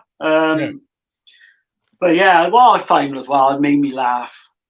Oh yeah, Is it's still a fun time, and it's got some it's damn good shots in it. yeah, it's like a killer basically bumping off, everyone. Um, Everybody's got a uh, red raincoat, so you don't know who the yeah, hell. yeah. So everyone's a suspect, Yeah. and like what I find like so funny is none of these people on this sort of they're all on this vacation trip, and none of them just kind of quits the trip. There's someone bumping off them right, left, and centre. Yet they still carry on this fucking trip to Yeah, Barcelona. they're like, You no, we're know? like the guy with the wife that's a bitch, Yeah, yeah, He's like yeah. a war veteran and shit, and he's like, and she's a total bitch to him. She's like, no, we're gonna have our vacation. It's so it's so funny. It makes me laugh. Also, the whole ending as well, like I just mentioned, the reason behind it is just so funny. He's like, he's got, like you say, he's definitely blending in the giallo and the, you know, slasher together. So maybe for 1975, I was a little bit ahead of his time in the way he did it, because it's basically a by the numbers, you know, slasher film. Yeah. You know, for sure. Yeah, I think it's one that you don't take seriously. You just go along for the ride. Right. Um, Let me catch this chat right quick. yeah. Let's see. You all may have talked about it. His film Criminal from 1966. No, we haven't talked about it, but I watched some of it. I didn't have a chance to watch the whole thing because I was curious about it. It's kind of tripped out. It's one I wanted to get to, but I never got around to in the end. It's almost like a superhero, but not really. Yeah. He's not a superhero. He's like a. It definitely was like interesting. Looks interesting enough to watch. Yeah, I didn't really get too deep into it, so I didn't get a chance to watch it all the way. But right, I do have it though. It's one I'll watch in the future, I'm sure. Right. So yeah, this was basically Lenzi's last filmic giallo, really. Yeah, and I would say that it's more of a hybrid, really. You know. Yeah, definitely. I think the original title translates as love that cover art too, man. That cover art. Oh, I love it. Yeah, definitely. Do you have this one? Yeah, I've got the. Let's grab it. I got the 88. Yeah, same. Okay. Is that coming up on there? Yeah. Yep. There's you got the slip. I don't got the slip. Yeah. I think this is the deluxe edition. I think it's got different, like, might have cards in there or something. Okay. It's got if anybody's interested, this has a damn good special feature on there. It's like an hour and a half, almost 2 hours, I think, of Lenzi. I didn't get around to seeing that this week, but I've seen it before. Yeah. And like, it's just like with that, we need one of those with Martino as well, where you get, you know, a documentary on all of Martino's stuff as well. Yeah. But I'm really happy. It covers a lot. That yeah. It covers a lot. It's quite in depth. Yeah, I really enjoy that. But the original title translates as Red Cats in a Maze of Glass, which I think he was going on. Yeah. At the time, I think he was going off the Argento. Red Cats in a Glass Maze. Yeah. Yeah. He's ripping off Argento there, even though he claims Argento was ripping him off at times. Yeah. So yeah, it's basically, Lenzi said, right, it was shot in several poorly equipped locations around Barcelona with mediocre actors. The film itself is not bad, but it's low budget shows, which I actually agree with that. I can agree with that. Some of the acting's, Yeah, I thought the kill as well, the murder in the funhouse, I thought that was really like the standout scene for me. Yeah. Oh yeah. He did that really well. We don't see the scene with the lesbian. Yeah. The lesbian kill. I love that one. Yeah. There's a few. I think it's on our reel. Yeah. There's a few like outstanding scenes, definitely. The shooting title was actually translated as "The Eye Staring in the Dark." I like that. But like I said earlier, it plays out really as like a parody. That's the word. Yeah, it's more. Yeah, it's got some comedy shit going on. Definitely. Yeah, with the like bus driver with that mouse, like a mechanical mouse or whatever. Always makes you laugh. But yeah, he actually said Martine Brocard, who plays one of the lead ladies, he said she was a fine actress, Lenzi. See, I didn't think she was that good in this. Whether it was just me or what, but she wasn't that good. Kind of wouldn't to me, but that's what I mean with Lenzi. He just fucking throws you he'll just come out with stuff off the cuff, and you're Probably, thinking, like I said earlier, like he's probably like the people that kiss his ass and shit. yeah, yeah, He praised the shit out of them. yeah, absolutely. But if they went against what he had to say, and he's a Right. very like dictator type individual, it seems Yeah, like. yeah, you wouldn't want to. Yeah, you Yeah, wouldn't want to answer him back on. right. Um, So if you went John with what he Richardson. said, he's gonna probably treat you better than if you go against him. You're the worst Exactly. Yeah, fucking actor ever made ever lived. I think as well, if you're like a nice looking female as well, he probably likes you even more. Oh yeah. Um, but John Richardson's in this. I think he's out of Torso, but Yeah. I think like that's another wooden performance for me. I thought he was really bad. It don't make no difference to the film. Don't stop the enjoyment of the film or anything. No, man, I could put this on. This made my number 5. Right, yeah, yeah. It And came in. again, like I said earlier, I thought it was going to be higher for me. Yeah. But Bruno Nicolai conducted the theme, and he had done another film for Lenzi before, Almost Human. Yeah. So I thought that was interesting. But yeah, I really enjoyed this film. Again, a little bit surprised that it come in as low as 8, but yeah. Yeah, man. I'm getting something going on. Hold on a second. That's all right. Mate, do you mind if I go to use a toilet for a minute? Yeah, go ahead. We'll go at the same time, man. I won't be long. Yeah. Be right back, yup.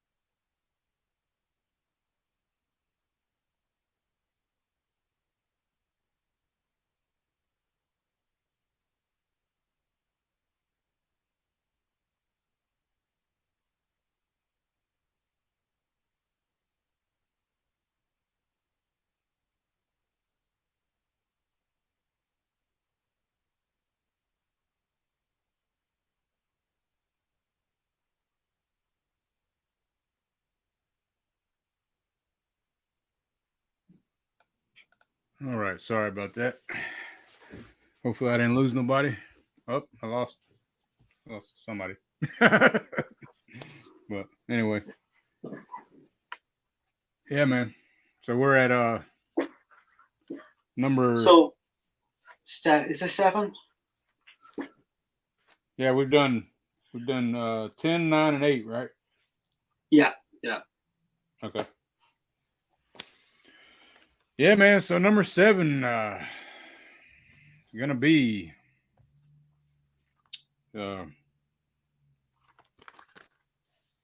Nightmare Beach.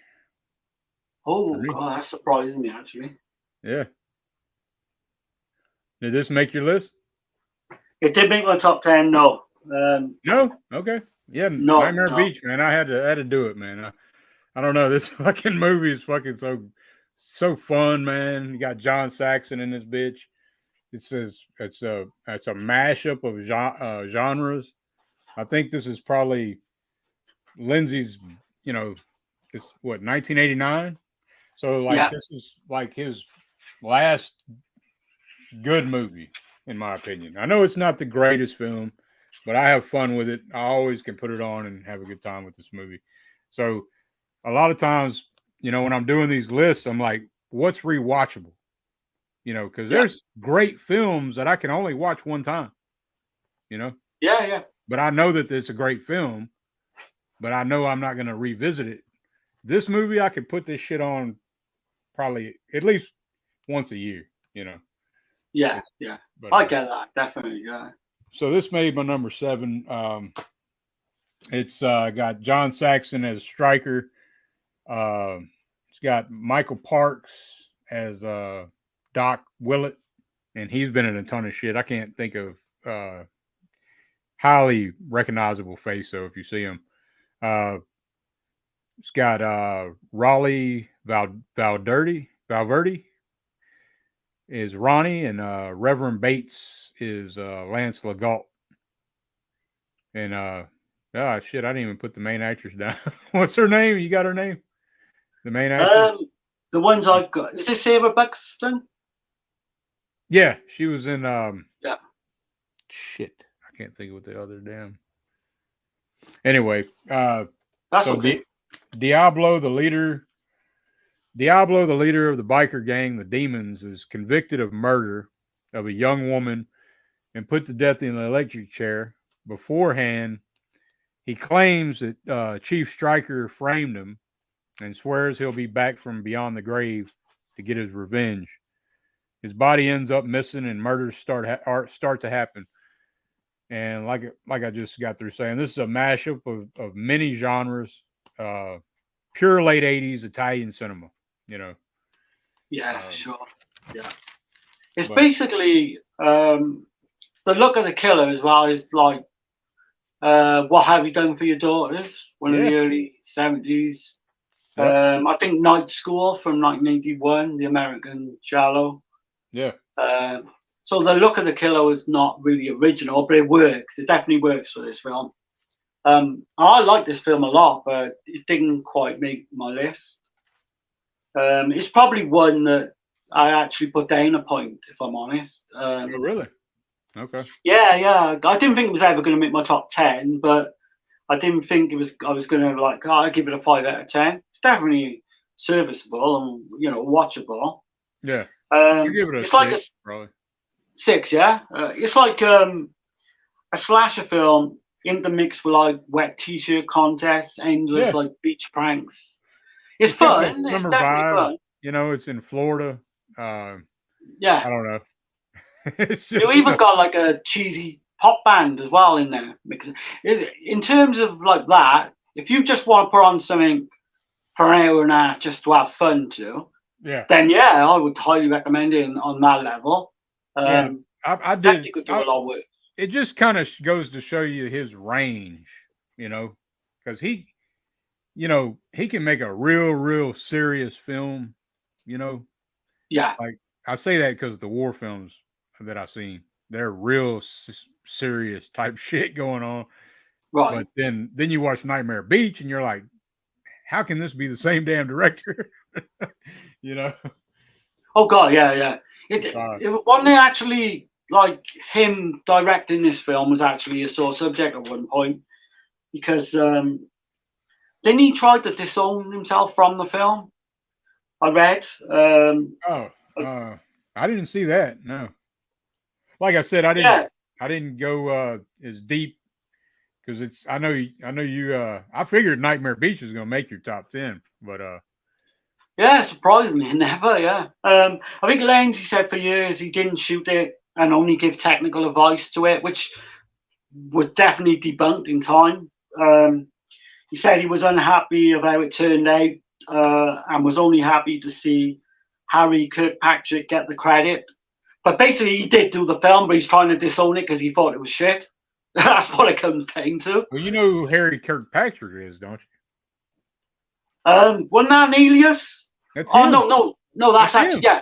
Yeah, an alias for him. Yeah. No, he's got. I did write some of that down. Now I got 3 or 4 of his different names that he. I thought he said it was like a producer or something, but I don't. All I know is he thought the film was absolutely shit, and like fucking basically just disowned himself from the film, which I thought was funny.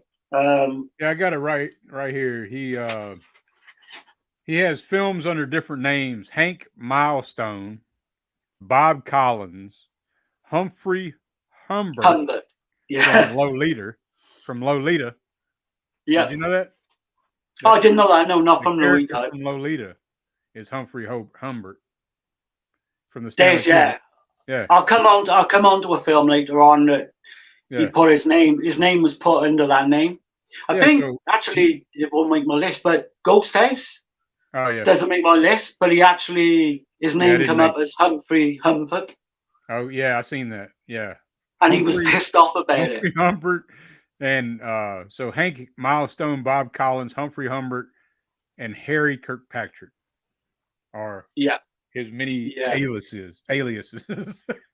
That's weird all how for they did different it. reasons. Yeah. Like, because probably some of that was for tax reasons. Some of it was obviously because he disowned the film as He well. don't want to be attached to it, you know. Yeah, It's weird. exactly. It's strange What to I me. did, well, yeah, I can see. There's obviously benefits in different, through different ways. But what I liked about what I did, there's a lot to like in this film. Was the metal music track, soundtrack. Yeah. I'm like you. I'm a massive. Yeah. I was massive on, like Iron Maiden, Saxon, all that in the 80s, the new wave of British heavy metal, basically. So yeah, big Iron Maiden fan. Yeah, massively. Yeah. So Claudio Simonetti, obviously from Goblin, did the score to this, and he actually did the metal tracks, which I think was interesting. Damn. And he could write a decent, metal. None of it's going to blow you away. It's not nothing sort of in the likes of Iron Maiden or Saxon or anything like that. But they're decent enough songs, I think.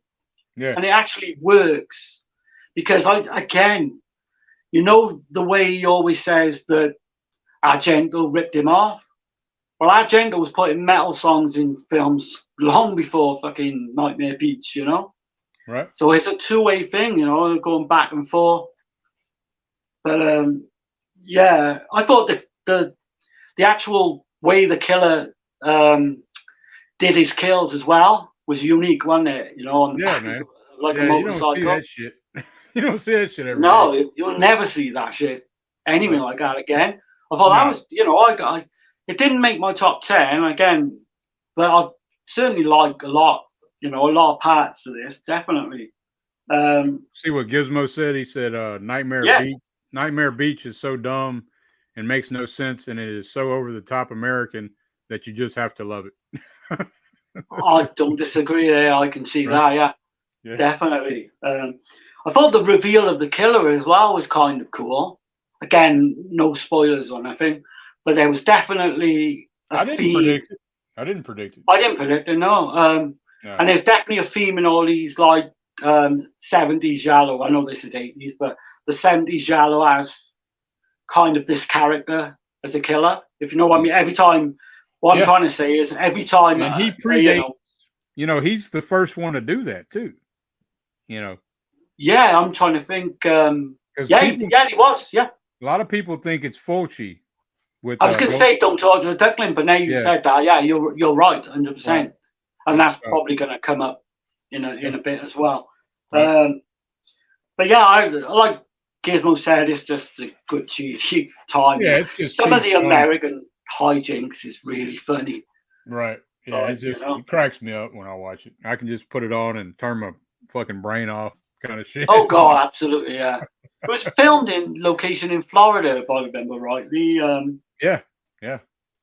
Like I said, the whole thing with him saying he didn't. I mean, there's scenes that it looks like a MTV fucking beach party or some shit, Yeah, and you wonder whether, or like basically those parts, I think, are just thrown in to make the fucking time up. Well, it's almost what Lenzi said about that. Why he did that? He said that he said he hated it. He hates that shit. Is why he was trying to show how dumb these people are. I think that's him. See, you can't take him seriously what he says. I think he realized that this film was not high art by any fucking stretch of the imagination. So he's kind of read the reviews and gone along with that. Right. But so this actually had a theatrical release in July 1989, but it sat on the shelf for over a year, which I kind of get. It mostly ended up straight to video in the United States. In the United States, sorry, it showed up as Welcome to Spring Break. Yeah, but that was like a few years later in 1991. But yeah, I can see, Yeah, man. If I got the old DVD, which is still haven't bloody. anybody's watching, man, this is the Kino release, Nightmare Beach, Oh right, I haven't got that one. and it's got a great uh, commentary on here that tells Who's, that who's on the commentary to that? Is it? I don't know who she is, but she knows Is her it shit. She is it knows her Sam shit. Deegan or Kat Ellinger No, I'm not sure what her or name is. Alexander Helen Nicholas maybe? She's like a critic of some kind, like a giallo critic. Right. She knows her Yeah. shit though, and she knows. I mean, it's great, man. The commentary track on this is awesome. Have you got the Lenzi bigger box set?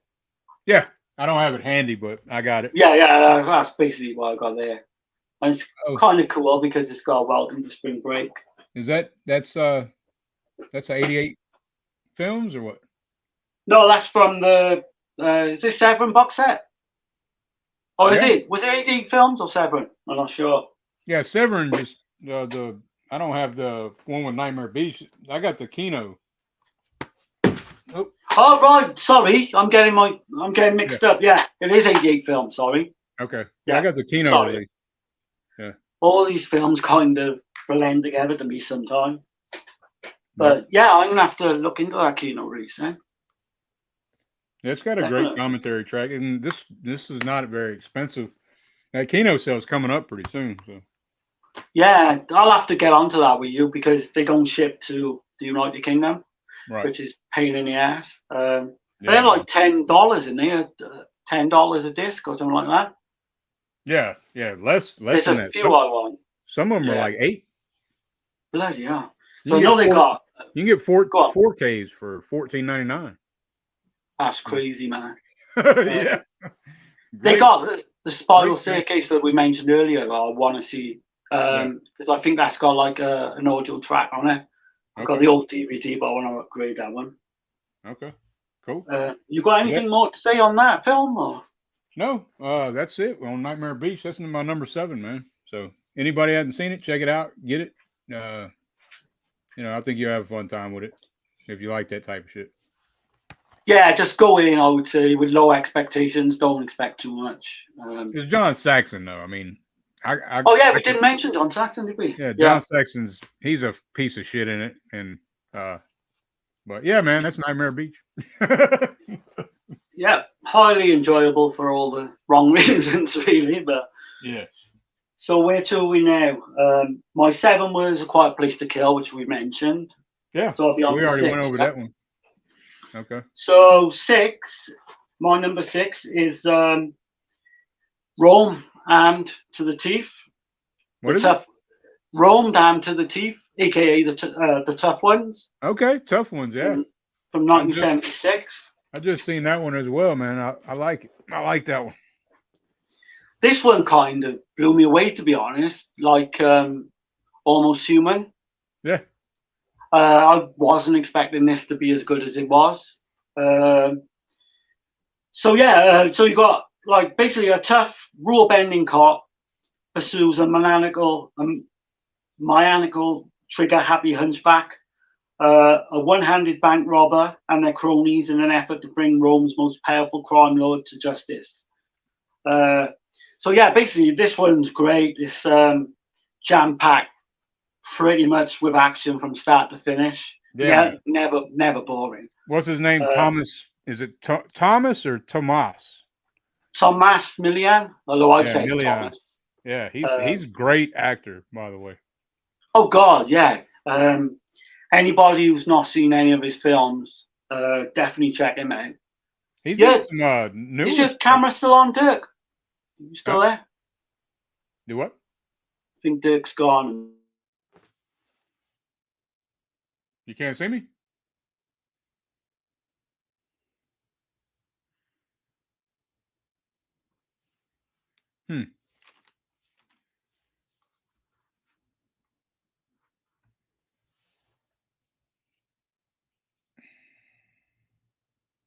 Okay.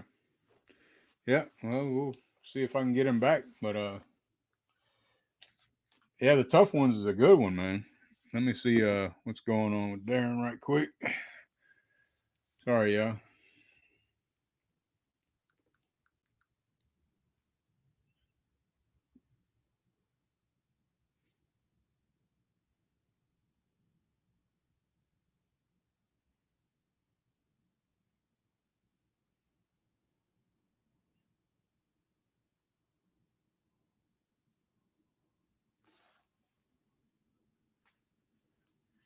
Anyway, damn. Hopefully he can get it back. Get back in here. Yeah, we got a few to go. So, how's everybody doing in the chat, man? You having a good weekend?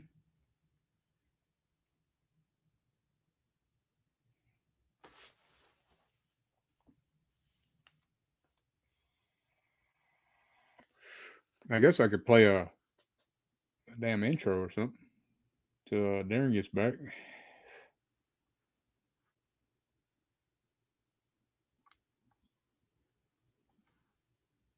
Let's see.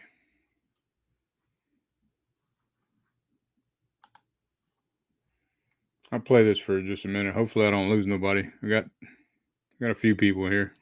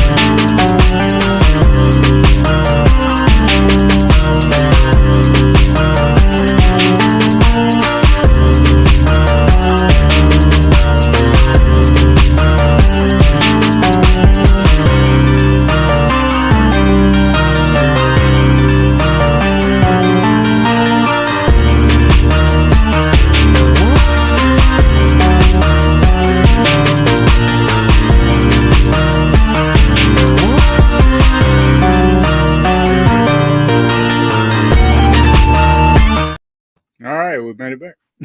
What happened there, Dirk? Was that on my end? Oh, yeah. Yeah, you Because all dropped. I seen was the circles coming up for yourself, and then all of a sudden, then the circle come up for myself, and I thought, Yeah, shit. when it does, that's gonna be your end. Because I think the same. I thought the same thing, but it happens to me sometimes too. I'll yeah. I'll Sorry start about seeing, that. I'll see myself, but then I'll see circles on everybody else, and I'll be like, "Hey, everybody's shit's fucked up." But no, it's my yeah, just I don't know. It just happens. It's kind of stormy here, anyways. Maybe it's that got to do with it. I'm not sure. We're back now, anyway. That's the main thing. Yeah, man. I'm glad we didn't lose nobody, so they bared with me. No, Cool. sometimes you just got like I got to redo my internet, but I haven't come to that. So touch wood. Yeah. Touch wood. We're okay. So yeah, so we're on Roman to the teeth. So yeah, with this one, ones. I know so about tough ones, but yeah. So you didn't see this, Dirk, did you? Oh yeah, I saw this one. All right. Did this make your top 10? No, it didn't. Didn't quite make it. No, almost, man. It almost did, and it probably could make it. It's just some of these films I can't let go of. You know. Yeah. Out of the ones. I don't know. No, I get that. It's great. Funny. Great movie though. Oh God, it took me aback. You There's know, they another sang. one. There's another one that's really good too, man. Syndicate Sadist. Uh, Oh, that's one I had on my list, but I didn't get around to seeing. yeah, Um, that's a really good one too, man. there I'm was a definitely getting couple. that set from Yeah, Severance. yeah, I'm waiting for it to go Yeah. like a bit cheaper, but yeah. So yeah, so then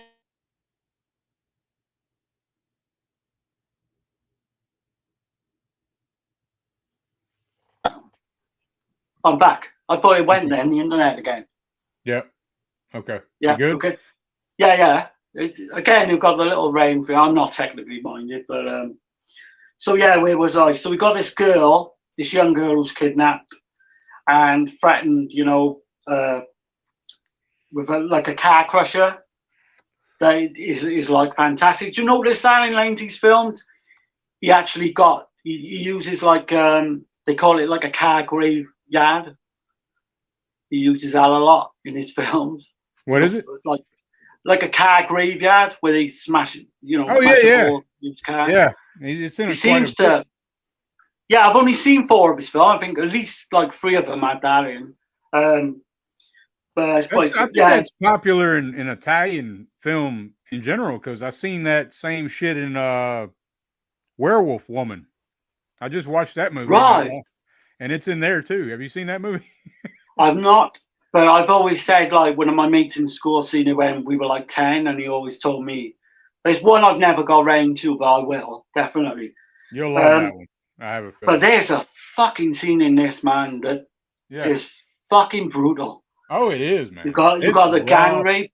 rough gang rape scenes Yeah. in Oh this my god. fucking the tough They ones. brutalize this poor fucking woman.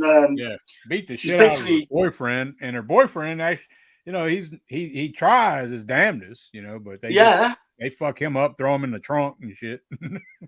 So basically, they're on Lovers Lane, and they just sort of fucking Yeah, hijack them, and and it's some little it's preppy fucker, like some rich kid, yeah.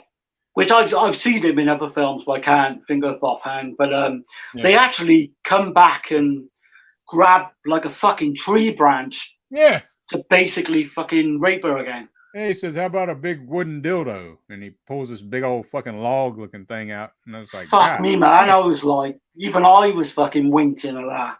Yeah, man. That's quite extreme, man. I was quite taken aback by that. Um, I'm like you. I've seen fucking Cannibal Holocaust. I've seen them all, but Yeah, that scene took me back. yeah, man. It's not one you'd want to put on with your fucking girlfriend or anything, you know. Right. But yeah, there's lots of there's another good scene where a woman gets her bag snatched and she gets dragged by the motorbike all along the floor. Oh yeah, Well, yeah. that was I showed my wife that scene. I was like, "Come here for a minute," and I rewound it and shit, yeah. and I showed her that fucking shit. loved that. It And, kind of reminded me, obviously, from Deep I was Red. thinking, yeah, I was thinking how they do that. Like, was she on like a skateboard or some shit? And she's like holding on to Yeah, the motorcycle. it's I loved Bitch, that. You know, let go of that shit. she wanted to fucking hang on for dear life. I'm like, Um, let go of that. That fucking coat ain't worth it. This motherfucker comes up and she's having car yeah, trouble, and he comes up on a motorcycle, acts like he's gonna help her. He punches her right in the fucking stomach. it's fucking brutal, man, isn't it? You can like probably a natural reaction. You can see why she's hanging on. It's just sometimes Yeah. your brain just fucking I'm doesn't just know like, when to what stop. in the hell just happened? He punches her. He acts like he's gonna fix her car, hits her in the stomach, and then jacks her damn jacket or coat or whatever, and then hauls ass, and she holds onto the motorcycle. It's fucking brilliant. Like I say, it was done in Deep Red, kind of. Yeah. Um, Ain't there but another film that did that shit? yeah, Red Queen. yeah. I was gonna say yeah. It There's predates. probably a few more as well. I think there's one called in the flower of the mouth, something like that, where a kind of similar scene, or certainly this woman gets brutalized by these bikers. Yeah, man. But what we're gonna have to like But these are like talking about, these go are on, preppies. These are all preppy kids, right? Or fucking guys. yeah, despicable. wangers, to be honest. Rich bastards, you know, punks that think they're above the law type shit. Exactly, yeah. They do, you know, spoiler, but they do get their comeuppance. But we're going to have to, like, we're talking about Lenzi, so we're going to have to mention one actor. Yeah. And his name is Maurizio Merli. And I've never seen much of his stuff before the last 2 weeks, and that guy is fucking awesome. Yeah. He is one of the best things. Like a Charles Bronson in a way, you know. I think he's better than that. I do. You think he's better than Bronson? Oh, yeah. I actually do. I think the guy is, for me, coming into like the crime films, never seen him before. Yeah. And I don't think he's ever done a Jolly film, or he ever did a Jolly film, I should say. No. And he is fucking brilliant. He's got that look to him, you know, like take no shit kind of shit. But see, I got a feeling like they were doing these films because Dirty Harry was popular. Yeah, absolutely, yeah, you know? Yeah. It definitely rips on, from that. But what I find interesting about this guy, he basically did 90 odd% of his stunt work himself. And he's obviously in this film. You still there? Am I still on? Yeah. It is going round. Okay, can you hear me? On now. Can you hear me? You still there, Dirk? Yeah, I'm here. Hold on. Let me I'm gonna come out and come back in.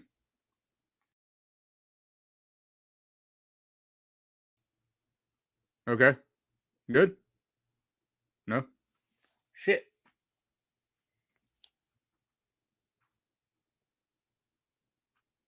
Let's see.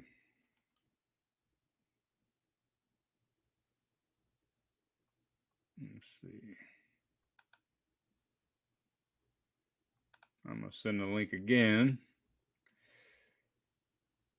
All right. Damn it. Damn internet, man.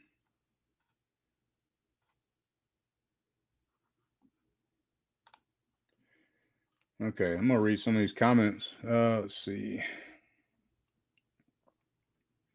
Texas having a good weekend. Hell yeah, man. Yeah, I can't complain. Not at all. Glad you're still here, man. I was worried. Let's see. People think films are bad.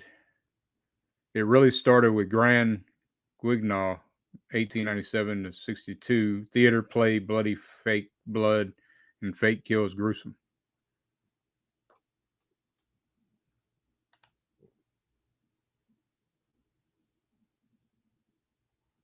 When Grand Guignol. Huh. I'm not familiar with that. I'm not sure what that is. Let's see if I'm hoping Darren can get back in here. Let's see.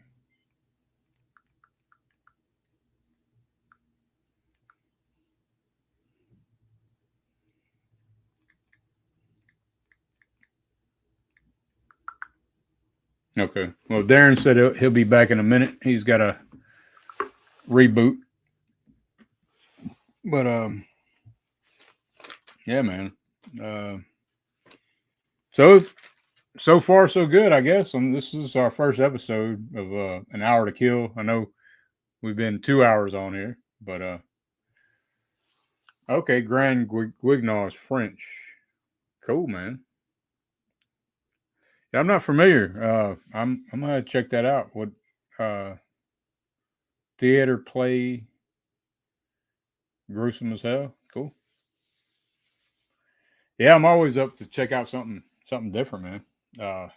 That's one thing. One of the reasons we wanted to do this. You know, this is gonna try to cover lesser known shit, lesser known directors, lesser known films. Not really with the mainstreaming shit, man. There's a ton of people doing that shit on YouTube. Don't want to do that, you know. Don't want to talk about. Well, I'm not even going to mention them because they've been mentioned too damn much. So it's just going to be lesser known shit that we're trying to cover. on this, mainly Jolly and Slasher, that are lesser known. So I'm hoping this will work out. So far, so good though.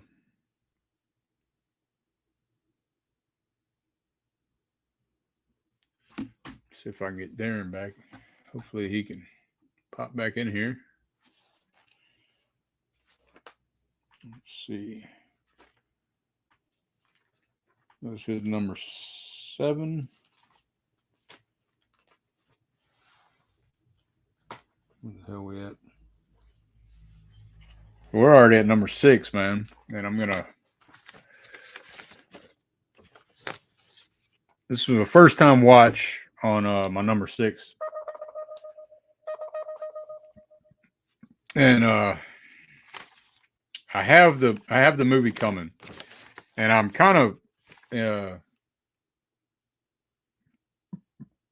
aggravated that I've never seen this one, but I'm glad that we did this, because there's 2 films that made my top 10 that I'd never seen before of Lenzi's, and that's a good reason why I think this is cool to do this. To dig in deep and find some hidden gems that you didn't know shit about. This was from 1972. This is the first Italian cannibal film, and this is, like I said, I got the movie coming in the mail, so I was hoping it'd be here today. But the very first cannibal film, Italian cannibal. So I went ahead and printed that out. But yeah. So I was just going ahead doing. I was doing number 6. But this is Man from Deep River, and yeah, I have the movie coming. But this is actually, like I was telling them, this is my first time watching it. So immediately after I watched this movie, I was like, holy shit, this is fucking great. This is a good fucking movie, man. Right, it's one I've never seen. It's the first cannibal film, but it's like a giallo too. Really? And it's really, it's Ivan Razumov is the lead actor, and really great. This is his best performance I've ever seen out of any film. And see, this is one that I've always wanted to watch, and it's not like a regular cannibal film. This is the first Italian cannibal film, but yeah, that's not the main focus in this one. That's like, it's just a part of it. You know what I mean? Right. It's so John Bradley is Ivan Razumov, and it's got Mimi Lay. You ever heard of her? Mimi Lay? Yeah, she was in Eaten Alive as well. Alive. Yeah.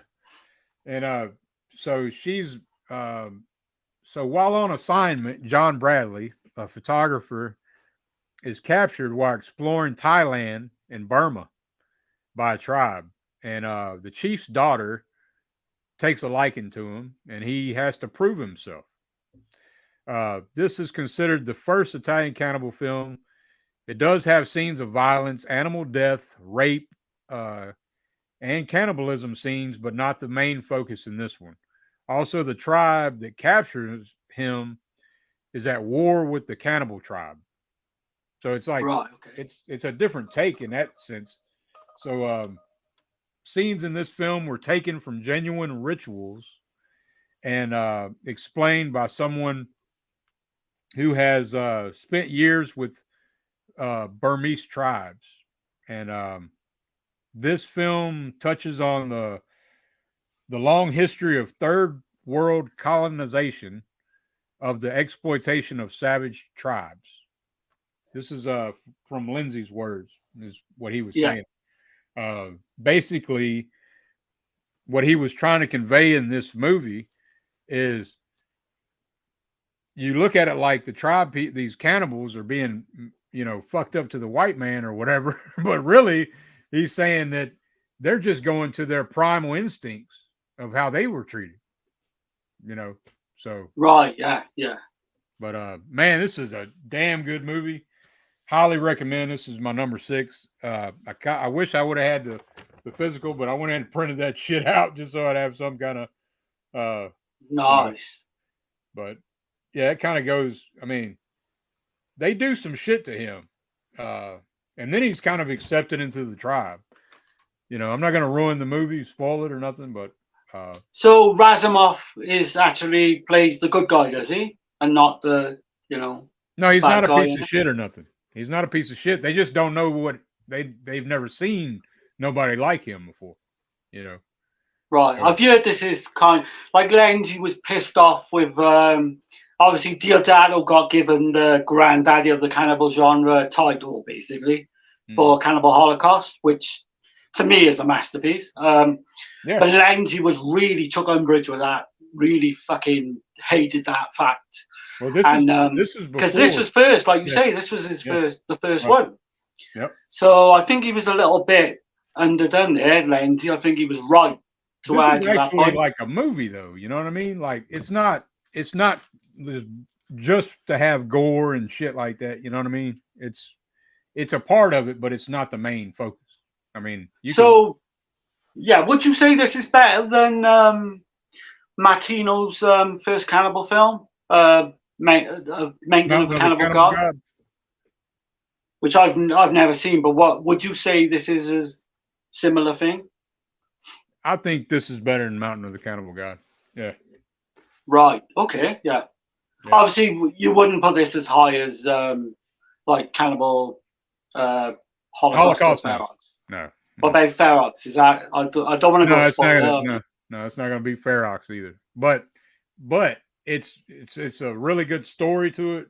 It's really good acted. Like the acting is great in it. Yeah. And the production value, you can see it. They put some money in this one. Yeah. It's definitely one I'm going to get to. Like I say, there's not enough hours in the day, but I'm definitely going to go around to watching that at some point. 88 Films has a good release of it, from what I understand. Is that uncut though? Is the 88 Films uncut? I don't know. I'm hoping because you've got to be a bit careful with some releases. Because I think House on the Edge of the Park may be like cut. There's certainly they come out with like Cannibal Holocaust, which is cut. Yeah, I heard about that. You've got to be a bit careful. I got the Grindhouse of the I think it's Grindhouse, Cannibal Holocaust. Yeah, I've got that of Cannibal Ferox as well. Right. But yeah, man. Before I get sorry about that, I don't know whether it's because it's storming. No, man, it's fine. I'm not being funny, Dirk. I never get internet issues. Never get internet issues. Usually. It happens sometimes, man. And you say you got storms going on. There's a lot of crazy shit going on. With the weather lately. Fucking high winds and everything. It's really bad. Right. But yeah, coming off. Have you said anything you want to say about that film, or I've got more to say? Yeah, man, that's pretty much it. Like I said, I didn't want to spoil it for nobody. But highly recommend. Like I said, best Ivan Razumov fucking performance in my opinion. I mean, you really see some really deep, strong fucking acting in this movie. Like, there's heavy emotion in this film. There's some of the gore from that is actually in Eaten Alive, which I think we mentioned previously. Yeah, it shows some crazy shit, man. Like you see somebody get burned up and shit, and then you see a woman get thrown into the ashes. Fuck me, man. And then there's some nasty shit in those sex with her. But it's like some kind of ritual because her husband dies, right? So she's got to take on a new husband. So that's the custom. They burn her husband that died, and then in his ashes, the other guy's got to have sex with her in his ashes. Fuck, man. That's definitely one I'm going to have to put on the list. Like I said, I've always wanted to watch it. I've just never got around to it. Never bought it or anything. And but I'm sure I could get like an uncut version online somewhere. It's got another title, Deep River Savages, but I think Man from Deep River is going to be the main title. So yeah, give him his due. He did it first. Like no one can argue that at all. Yeah, like to me, obviously, the granddaddy is Holocaust. Oh yeah, this one nobody knows about this. No, nobody really mentions this one at all. I've heard Eaten Alive mentioned a lot. They mention Ferox or Holocaust, you know, and damn it.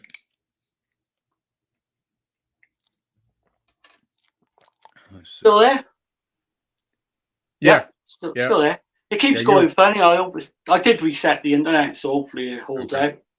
Okay, yeah, you cut out. You froze for a second, but. Oh right, I apologize to the people watching.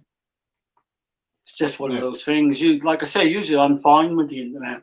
Yeah, we have no power. We have no power over the airwaves. Yeah, but I don't know. Hopefully, you enjoying this, Dirk? Obviously, we're going to continue doing this. Hopefully, I get a little bit more professional, because I will invest in a little thing to put my phone on so we don't bloody go wonky or anything. So hopefully, we're good. Good, because I'm happy to do this. I'm really enjoying this. I think it'd be really good for both of us actually to learn a little bit more about these films and everything. Man. So and hopefully we get a few viewers. Yeah, we got a few people watching right now, so that's cool. I'm good with that. You know, as long as people are enjoying it, that's great. But like I say, supportive in Texas and Gizmo and Holland, they're always supportive and stuff. So sorry, man. Yeah, like I say, we get guests down the line as well. Oh yeah. So hopefully this, become we know it's going to become a regular thing and something we can both look forward to a lot. Yeah. I will just while Wrangler says, it says, let's see. Yeah, because I was saying we're not going to cover no mainstream stuff, and Wrangler says, forget mainstream films, and he says, hey Q boy, have you heard of Grand Guignol theater plays?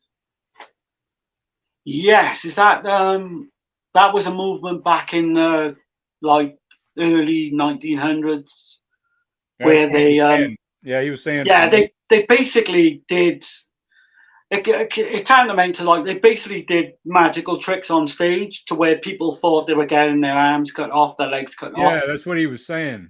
Fake blood and fake kills, real gross. Some of that shit, it was gnarly, man. And for the time, it looked realistic as fuck. People were like, this was blowing people's minds at the time.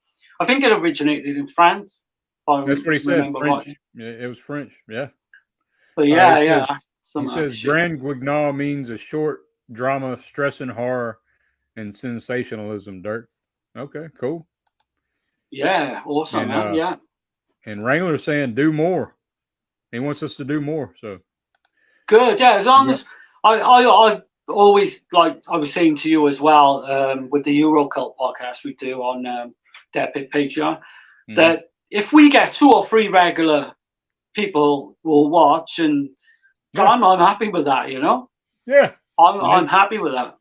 Yeah. I mean, there's not a lot of this being covered, man, on the YouTube. So, I mean, that's the main reason, I think. Yeah. Somebody eventually gets some out of it, even if we don't get a lot of people watching, If someone comes out of this, even 2 or 3 people comes out of this stream and turn around and got a list of films, like some films that they've never seen that they want to check out, then I'm happy. It's the same with like Dana always says on her stream. Yeah. If someone does that, then great. Right. Yeah. As long as we're, fairly entertaining, that's the main thing. Yeah, man. I think so. But I only want to like touch on because before I got cut off with the tough ones, was on about Maurizio Merli.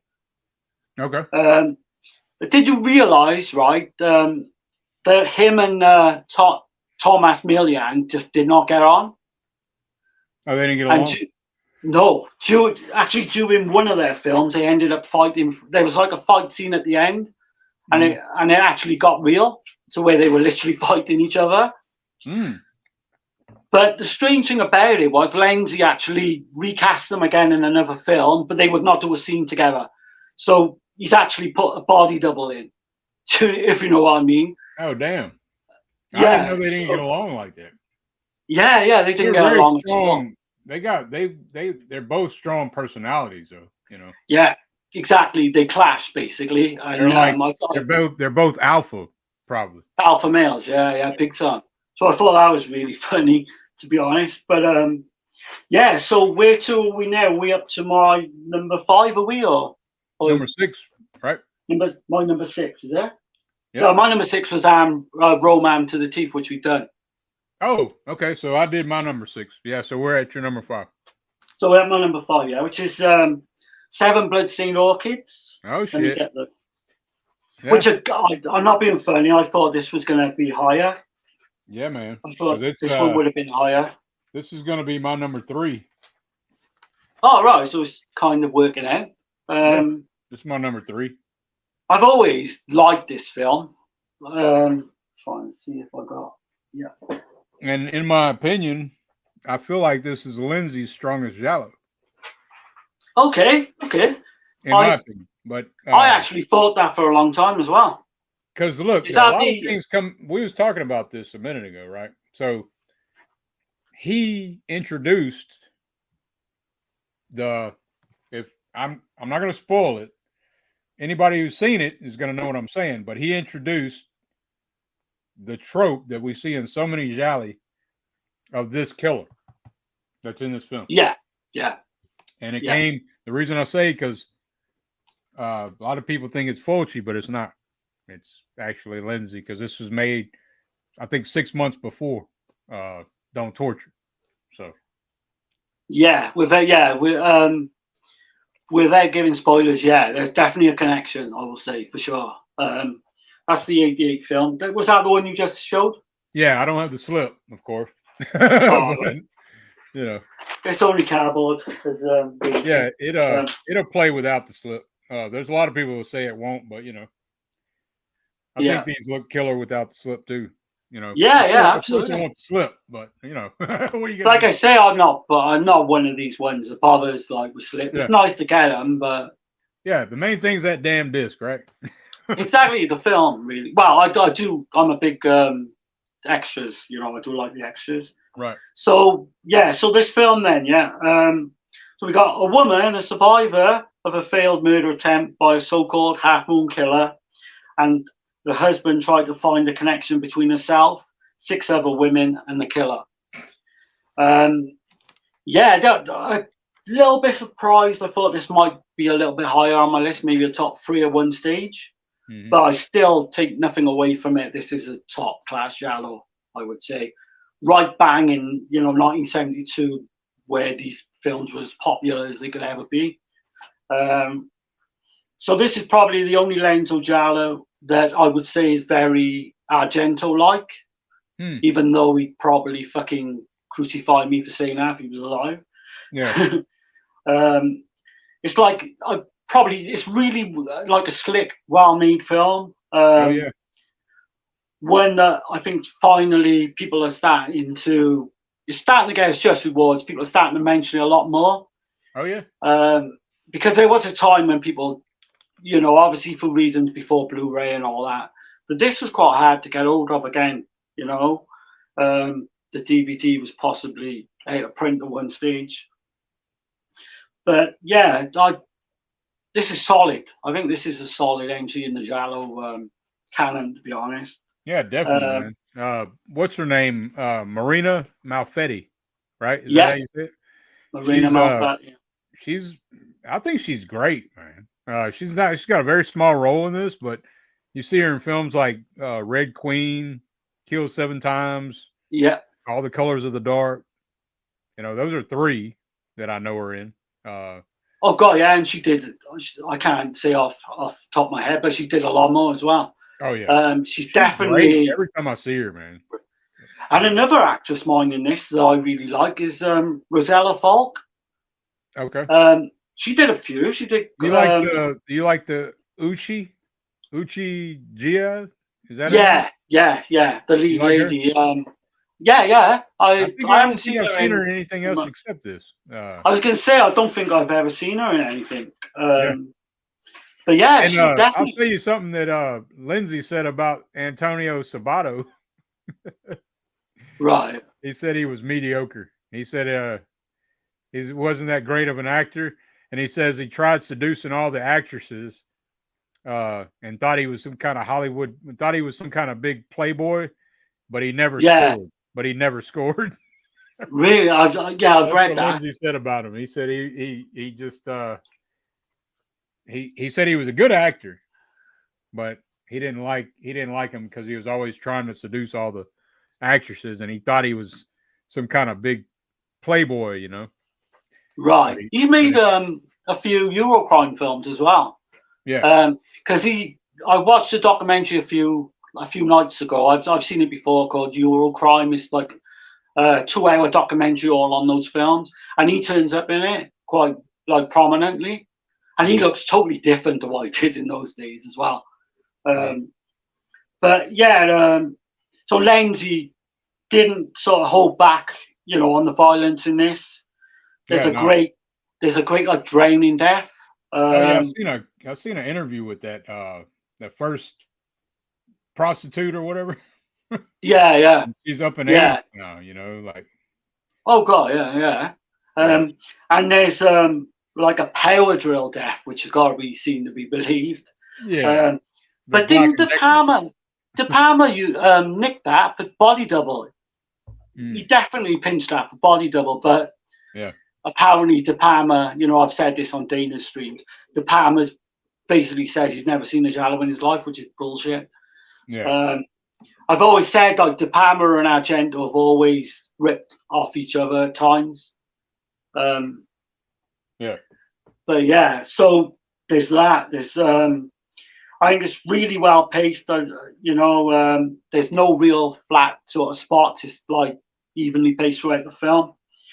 The cast is superb. I mentioned Rosella Falk. I think she's good, really good in this film. Do you notice though? I'm not sure if you would have picked up on this. Did you notice the old woman in this from Case of the Bloody Iris? The one with the spectacles in that film oh that's yeah, got yeah, a yeah, strange son. yep, yeah. She's turned up in a few films I've seen recently. You're I'm talking thinking, about the one that's giving Sabato, I mean Mario. She's telling yeah, him, yeah, giving the information. she's got a very distinctive look on her. Yeah, Yeah, so I got a bit of a kick out of that.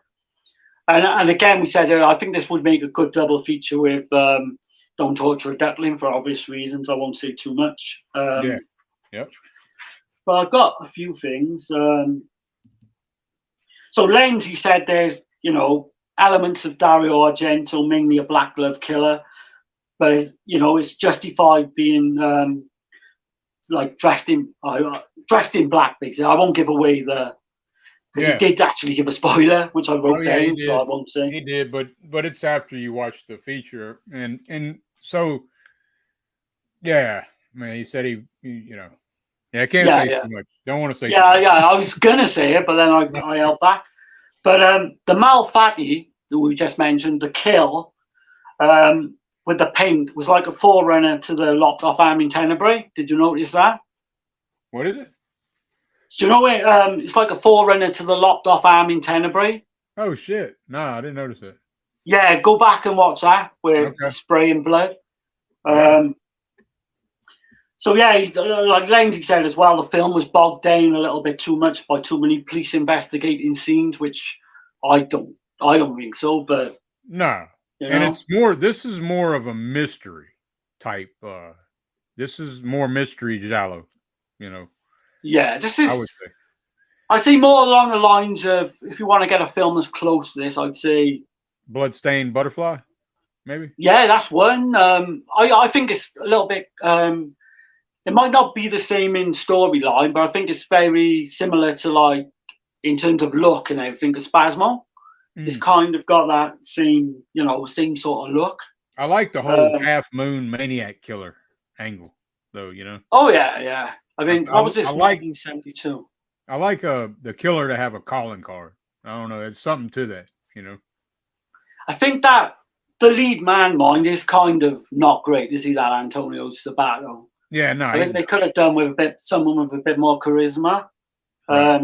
He's okay, you know. It doesn't really spoil the film in any way. I'll read my synopsis of it right quick. What I Yeah, wrote. carry on, man. Yeah, yeah.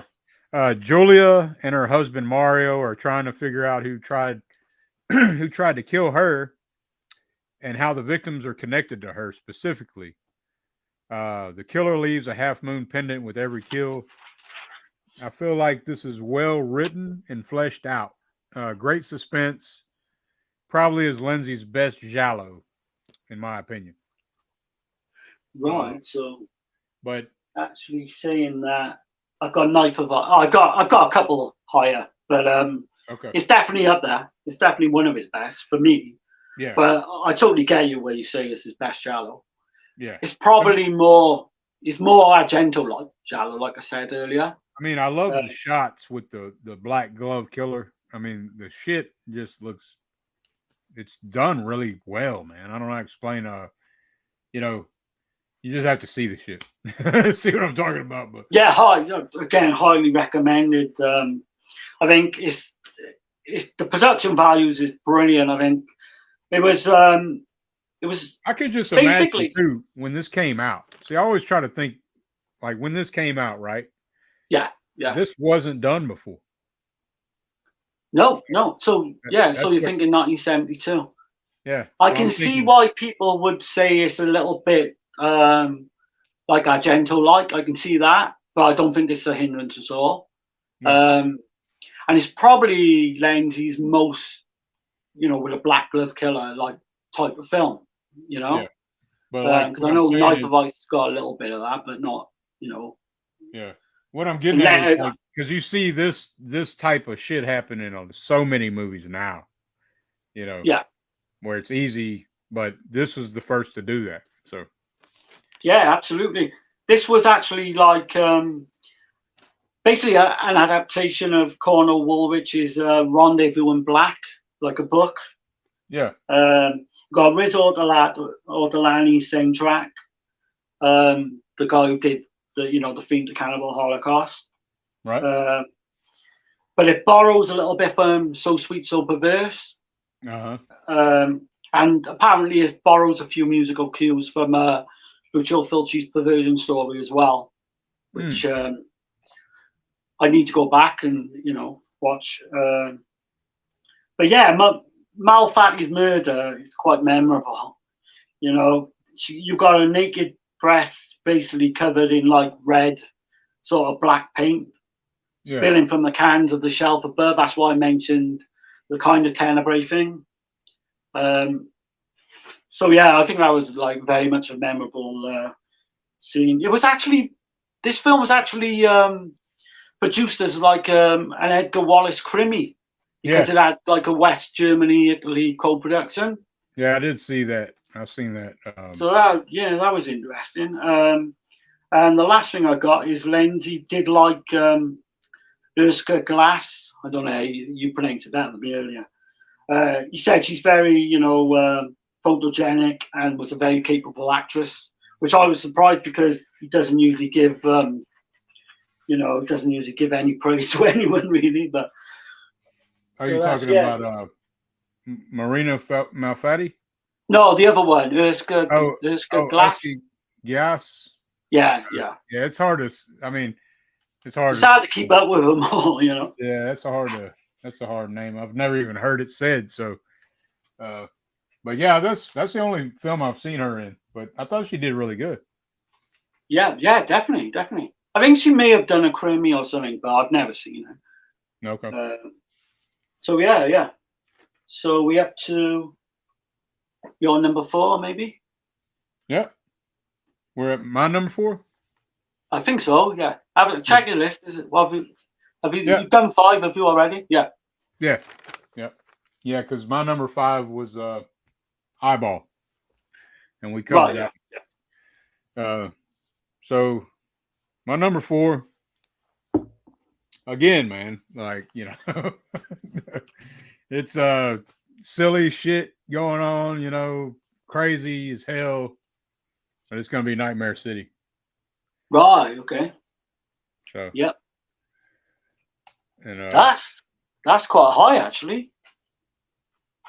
Yeah. That's it right there.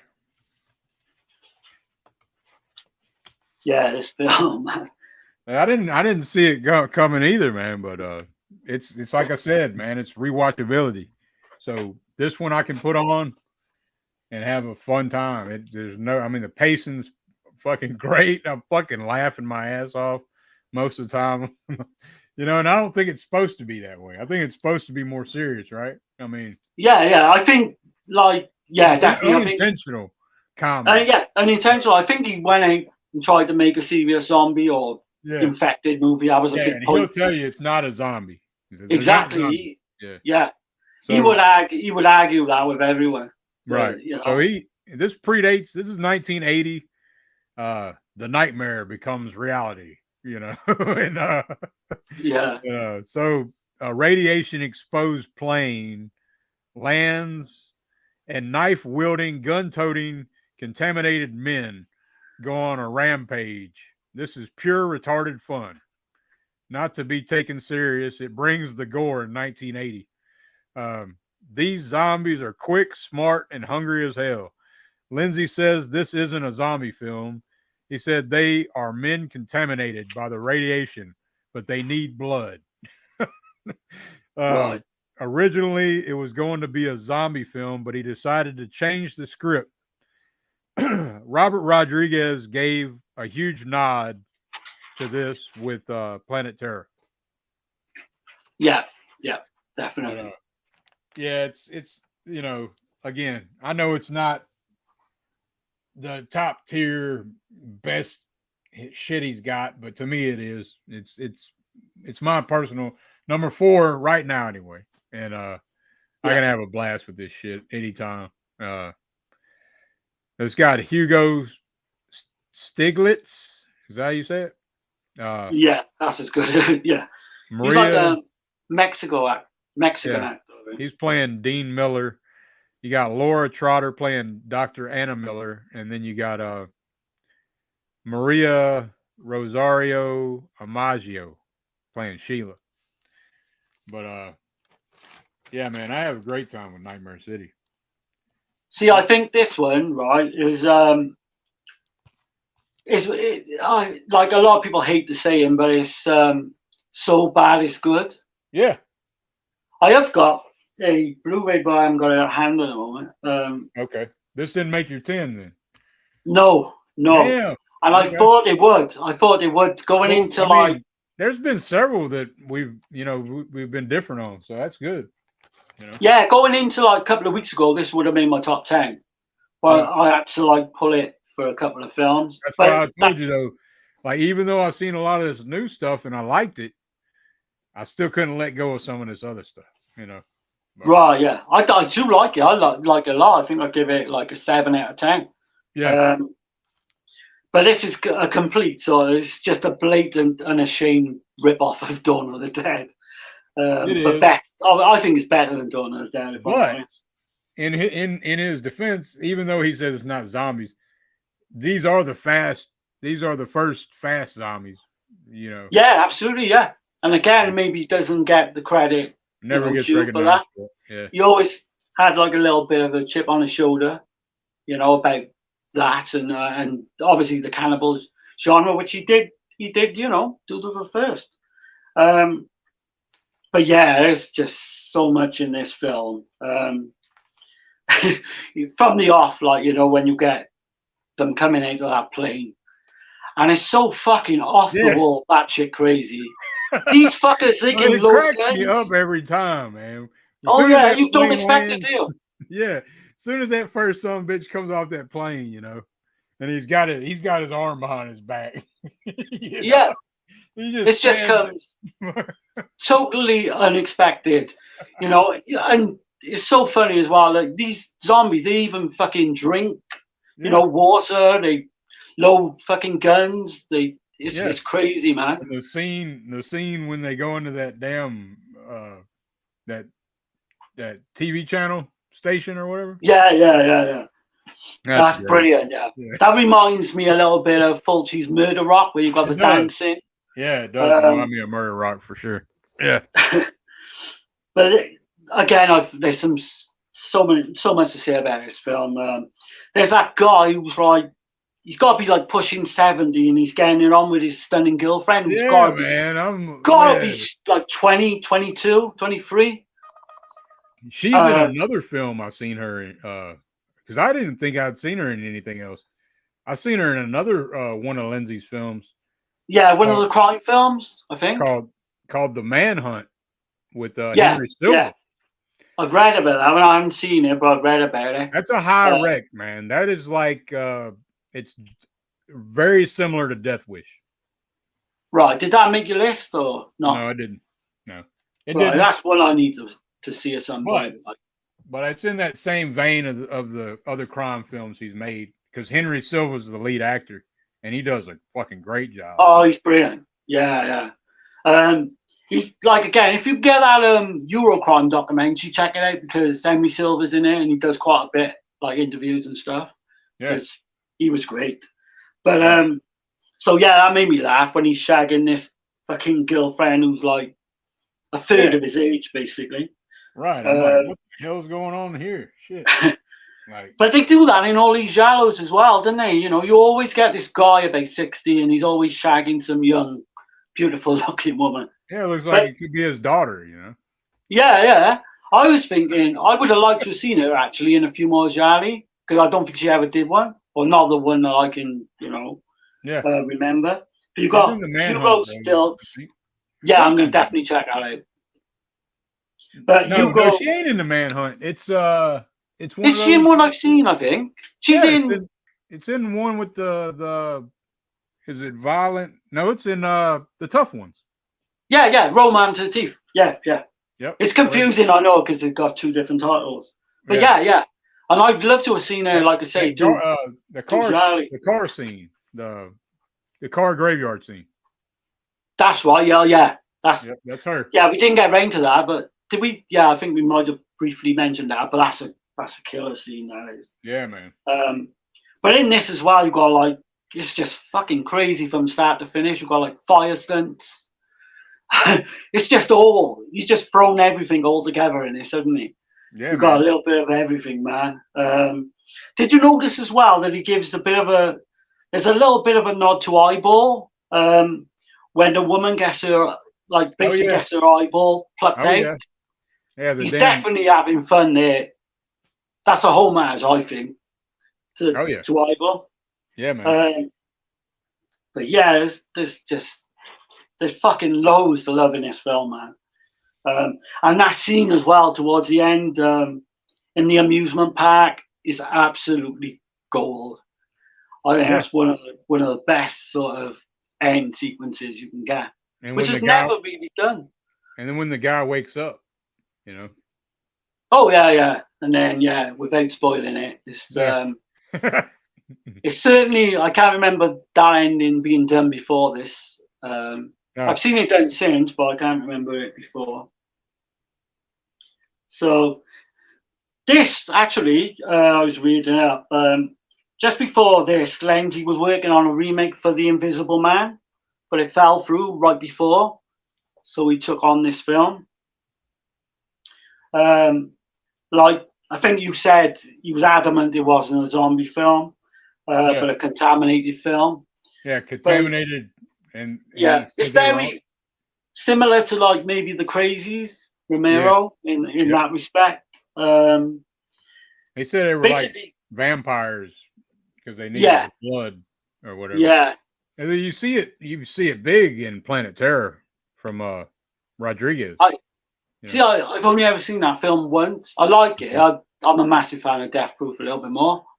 Quite a bit more, but I need to go back. But that's definitely a head nod to this film, to Nightmare City. Right. But there was basically a case like in America called the 3 Mile Islands, where there was like a nuclear generating system experienced like a complete meltdown. I don't know if you've ever heard of that, Dirk. No. Fortunately, like a lot of people say that he took the idea from that, but in real life, the actual incident, they took under control before like complete disaster. But like the real life incident took like 14 years to clean up. So in some ways, like Chernobyl, but I think it was all kind of hush hushed a little bit. Yeah. Did you know that Lindsay's political views? Did you know he was an anarchist? Kind of, yeah. It didn't surprise me at all. So I was like, what the fuck? Yeah, so yeah. so he was like he made a bunch of films against the church and against the system, the government and shit. Oh So yeah, absolutely. Yeah, he didn't give a fuck. He just yeah, if he wanted Fulci in some ways was the same. If he yeah, wanted to make a statement, he just fucking went for it, man. right. I love that though. That he just don't give a fuck. Exactly. So this was a co-production, Italy, Spain, and Mexico. Mostly filmed in Madrid. It was started filming on 26th of March, 1980. It went out in Spain as Invasion of the Atomic Zombies, Mm. and Italy it was went out as Nightmare of the Contaminated City, which I thought was interesting. That's a hell of a title right there.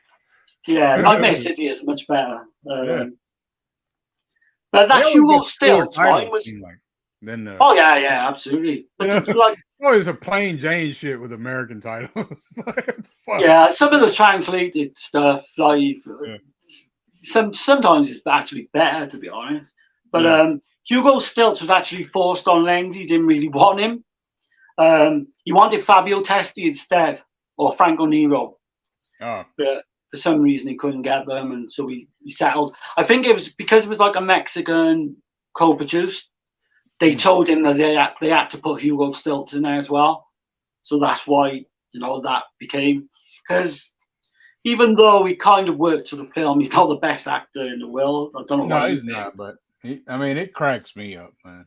Oh yeah. It's such because his acting in this, there's so much happening, and he acts as if he's just fucking just having a stroll in the fucking walkway, like on Right. in a park or something. Yeah. None of him is actually raised eyebrows or anything. All this shit's going on around him, and he's This would acting be. as if he's just This is fucking. like a great double feature. I feel like with like City of the Living Dead, right? What do you? Yeah, absolutely. Yeah, definitely. Like I said, I thought this would have. It didn't make my list, but I thought it would have at one stage. But I love it. It just kind of would have come in like 11, 12 or something. But the score as well is fantastic by Oh yeah, Stilvio it's fucking Cipriani. great, man. Yeah. Got Hell yeah. like a fantastic tempo and all that. But yeah, so this was released in Italy on the 11th of December 1980. The Italian box office wasn't great. It didn't make the top 100 for the year. It did receive like a wide international release. It came out in 1983 in the US as City of the Walking Dead, which I think we all sort of know. Yeah. It was sloppily re-edited with some scenes in different order, apparently, that cut. So I wouldn't mind seeing that, just for the sake of it. You don't But mind, did man? you realise? I'm gonna step away for just a brief moment. Yeah, You that's all good? right, man. That's all Okay. right.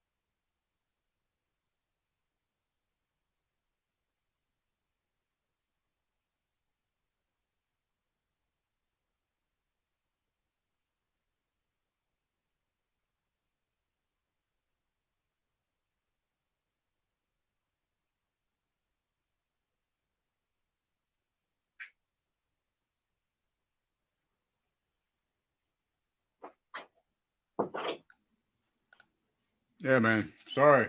It's we're All right. working our way to 3 hours. It don't feel like I it. was gonna right. Do you know what? I was just going to the toilet like yourself, and I was just thinking to myself, maybe this is more like the instead of an hour to kill, maybe 3. But it's all good. Yeah. I'm good. Yeah. I just want to get the one last thing about Nightmare City in was did you realise, right? It was a remake. There was a remake announced in 2015, which was going to be directed by Tom Savini, of all people. Oh shit. It went through like an Indiegogo project and all that. I think they did actually collect money at some point, but it managed to raise $139,000. Damn.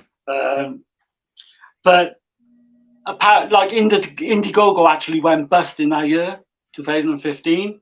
Yeah. So nothing was ever mentioned again. So I don't know whether there's a lot of fucking unhappy people that lost a lot of money, but yeah, I would have loved to have seen that. Lenzi was going to actually be the producer. Damn. And he died in That would have been cool. Right? Huh? Lenzi died in 2017, I believe, right? Yeah, he got up there, didn't he? I'm not sure. He was in his 80s, wasn't he, if I remember rightly, so. Maybe. So yeah, man. Yeah, we're getting there. Yeah, man. Wild Wrangler says he's liked the video. Well, good deal, man. We're gonna keep. Yeah, thanks, man. I'll tell you what, I appreciate anyone who's watching, any support we get. Yeah, I totally appreciate everyone. Yeah, man. Appreciate that, man. And then Gizmo, he said, "Yeah." I don't know what he's talking about, but okay. we gotta get Gizmo on at some point. Yeah, let him pick a subject as well. Yeah, I know he's slammed right now though. That's fair enough. Yeah. Yeah, but he said he will eventually when he can. But get Brad and Pops as well. I know I said it earlier, but maybe get them to pick a subject that. And Brian, and Johnny. Brian definitely. Didn't you say he's like pretty much likes the obscure slashers and all that? Oh yeah. Johnny's he's a Vinegar Syndrome subscriber. I mean, Brian's a Vinegar Syndrome subscriber. Johnny got a damn vast brain of crazy shit. Just Is that one guy then in your chats that's got like a massive? He pretty much got like fucking everything. Is that Brian? I'm not sure his name. Yeah, Brian. I tell you what, man. Yeah. He's got a crazy collection. His channel is Brian Goes Blue. So yeah. They got some. I tell you what, I got some massive collections. Yeah, he does, man. And he's had a channel for I think 8 or 9 years, some shit. But Gizmo's been on YouTube for a while too. Yeah, I'd never heard of Gizmo before until I think yourself or Brad may have mentioned him. Right. But I'm starting to get into those chats, and the only thing is they're fucking too late for me usually. Yeah. So I usually catch them the next day. Yeah, we start late as hell, like usually. What I like about him though is it's random as well. You don't. It's not really scheduled. He's gonna pull some shit. You're not gonna know what the hell is coming out. But yeah, you 4 or 5 or whatever, how many people get together, it's always fucking fun. I appreciate it. No one holds back either. It's just very much remind you a little bit of Dead Pit where they just say how it is. Fuck, I'm the same, you're the same, I know. Yeah. Yeah. But yeah, enjoyable, man. Big time. Oh yeah. So where we at? We're at number 3 already? Yeah, my number 3 was Knife of Ice, which we've done. So what was your number 4 then? We just did my number 4. Yeah. So Nightmare my number 3 is Night. My number. Oh right, I'm moving now. Sorry. So it's my number 4 then. My number 4, which is Almost Human. Oh shit. Okay. And I haven't got. It pains me to say, but I haven't got a bloody Blu-ray or. I'll put up. I don't have this either. I don't have this movie either because this is the first time watching this shit, and I'm kind of ashamed that this is my first time watching this movie because this movie is fucking amazing. And So I found this cover art, and I printed it out. So I just figured I'd share that with everybody. Awesome, man. Awesome. I tell you what, I just couldn't fucking believe that I've never seen this film before. Yeah, this is fucking killer ass movie, man. When Steve mentioned it for the Euro cult, Yeah, you know, I thought, oh yeah, definitely give it a go and all that. But this film actually blew me away. yeah, man. I got it number 4, but this could quite easily have made my top 2. You know, depending, because I've only seen it once. I think the rewatchability on this is like fucking brilliant. Oh, it is. This is gonna be one of my favorites forever. Big time. This has got all kind of shit. This made my number 2. Oh, nice, nice. So we're not too well. 4 and 2 are not too far away. No. But this, you know, if you watch as many films as we have, there's always a few down the line that you get and you think, "Fuck me, why didn't I see this sooner?" Yeah, man. Or why did I overlook? And I was when I went to print that out, I started to print out the original poster art, which is very deceiving when it came out. Yeah. It was marketed like a horror movie, you know, because that other poster art looks like a damn looks like some kind of alien monster or some shit. Right. Have you seen that? Yeah. It's nothing like that at all. Yeah. So where do we start with this one? So a small-time homicidal maniac kidnaps the daughter of a rich man, prompting a hardened detective to work outside the law to pursue him. Yeah, what I love about this, like everything about it, but you've got like giallo elements in there, you've got police elements. It's kind of a mishmash. Elements. Yeah, it's a mishmash, yeah. But everything is done in that film is done to the fullest and done superbly to where it's never boring. It just goes along at a pace. It starts out the gate. You're on a fucking roller coaster ride. Yeah. You got one of the best performances I think from Thomas Millian. Oh yeah, man. This is his best that I've seen. So yeah, he plays one mean fucker. He is like the scummiest scumbag that ever fucking walked. Yeah, and you know from basically reading what Lenzi was saying with that, he had that feud with Merle, that he was a bastard anyway, apparently. So yeah, he plays that type well. And I've seen. I was reading that he during the filming, he stayed drunk on vodka. Right, never. Yeah, he was all up on vodka for real. God, I actually can believe that now thinking about it. But I can understand, like, this is such a well-made film, people. I don't hear this film mentioned a lot, and I can't wait. I don't know what you're going to get, the box set, or you're going to get this Shameless, or you're going to even get both, maybe. I'm going to get the box, and I'm definitely getting that Violent Streets. Is that what it is? Violent Streets from Southern? Yeah. I'm definitely getting that set. Yeah, I definitely want to film in that box. Well, like I say, I've watched 4 of his crime films. I wish I could have the time to watch a bit more, and I liked all of them.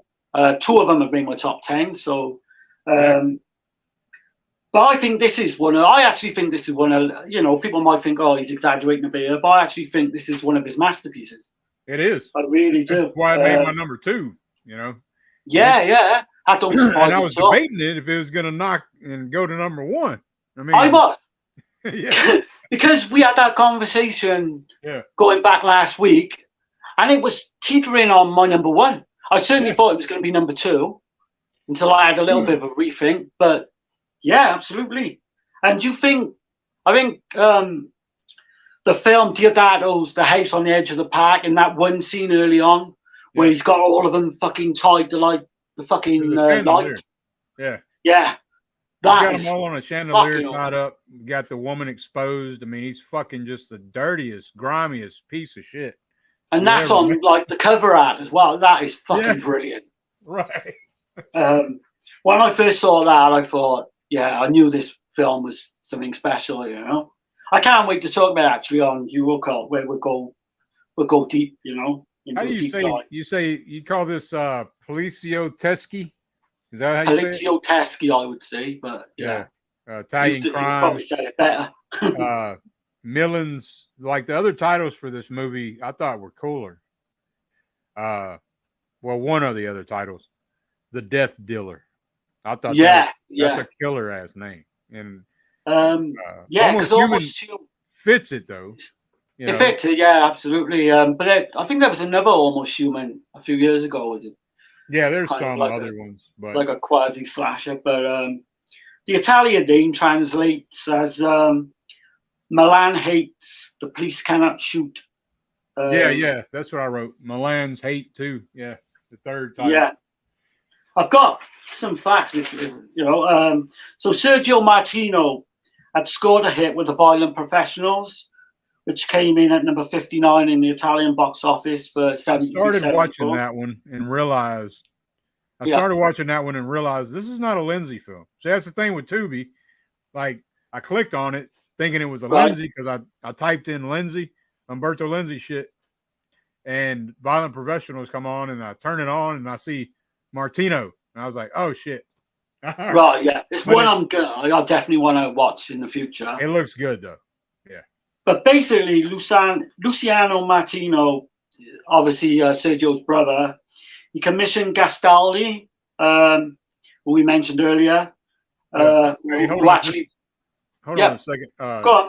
Texas, he said, this has been awesome, guys. I'm going to head to Dana's for her watch along. I'll catch up on the rest. Thanks, guys. Yeah, man. I No, appreciate you I'd being say, here, Tex. yeah, definitely. Thanks, Tex. Thanks. Yeah, man. We're gonna keep doing this. It's gonna be awesome. I have a feeling. So I just hope you're having a good time or so. yeah, man. So Lucio Martino was obviously Sergio's brother. Ernesto Gastaldo, who wrote The Violent Professionals. So he was basically asked to write another crime film, again with Milan as the setting. So initially, Sergio Martino was going to direct this, which I thought was interesting. I'm glad he didn't. I don't think it would have been better than what this turned out to be. Lenzi said he chose to direct, basically because like Martino passed on it. He was kind of forced into it, but I don't think it shows at all. No, hell no. This movie is like, damn. So this is what I wrote about it. Yeah, go on. It takes place in northern Italy, Milan. Giulio Sacchi, a low-level gangster in the mob, is the definition of scum of the earth piece of shit. Yeah. His ego is bigger than his status is. Brilliantly made, Thomas Millian is extraordinary in this role. Pure grimy bastard shit. Can't argue with that.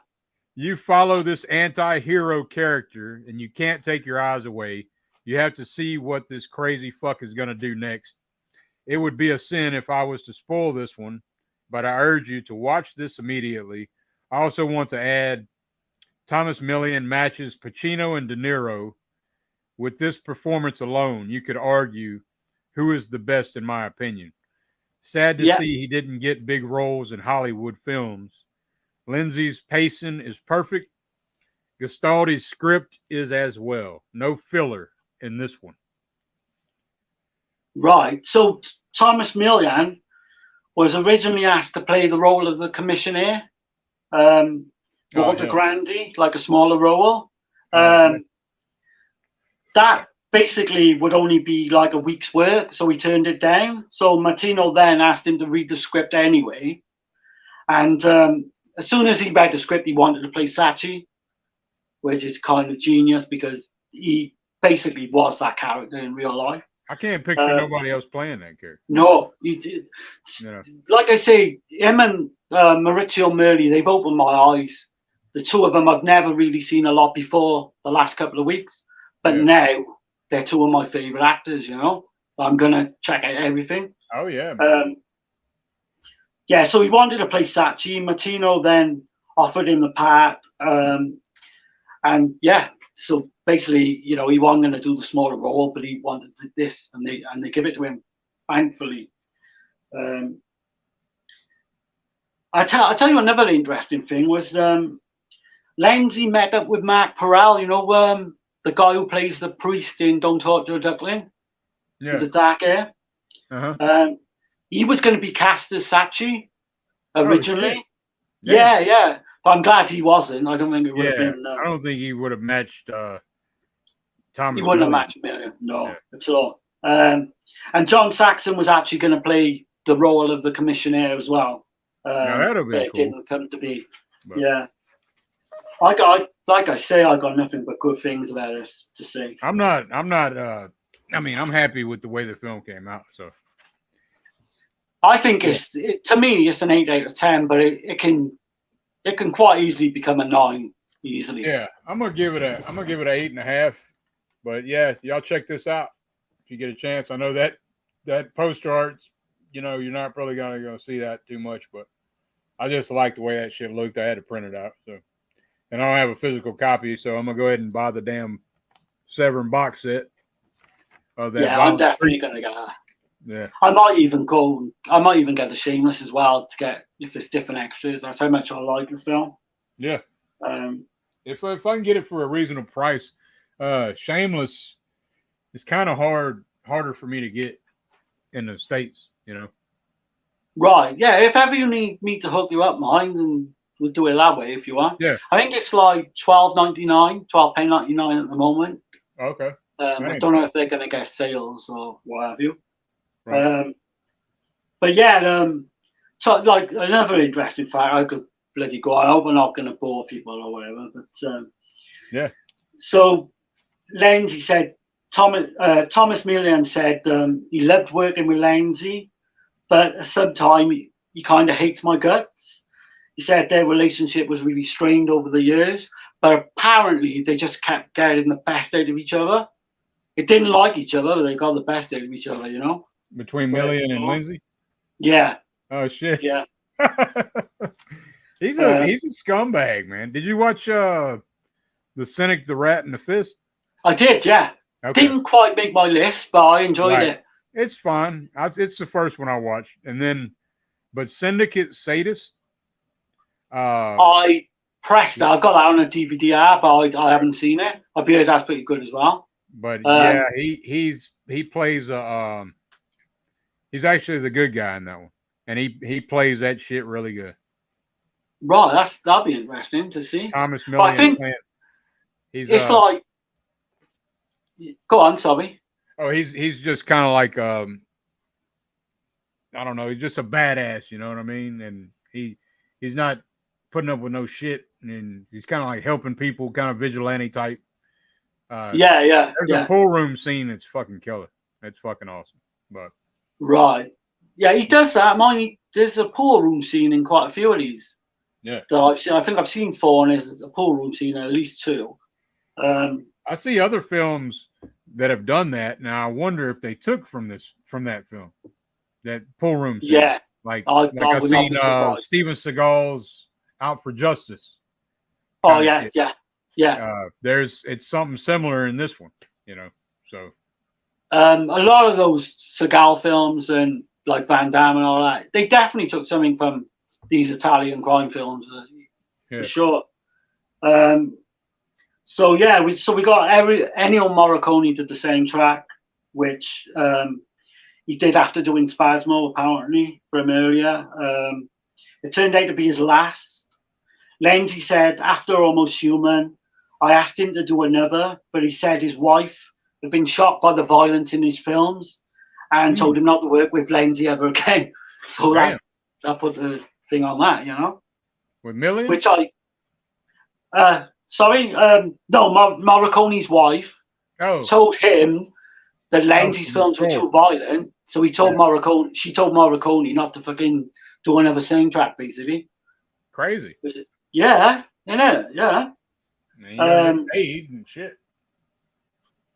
Exactly, and Lenzi said also that the screenplay was actually perfect, and he didn't have to alter anything. Because a lot of his films, he went back and altered things, and and all that. But this one was pretty much, as it was. Yeah. Oh, I'll tell you another gnarly scene in it. So it's when Sachi gets that guy to fucking give him oral sex. Oh man, yeah, that's That the kind one of thing.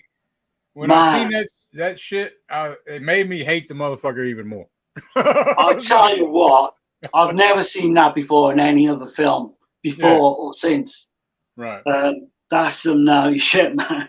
Yeah, But just to do it, obviously he doesn't play a gay character, but just to do it to get fucking dominance over that man, Yeah. Man, lowest of the low, man. I thought that was what he does to his girlfriend. I mean, I don't want to spoil this damn film. He's a piece of shit. He kills a cop over some fucking pocket change, yeah, and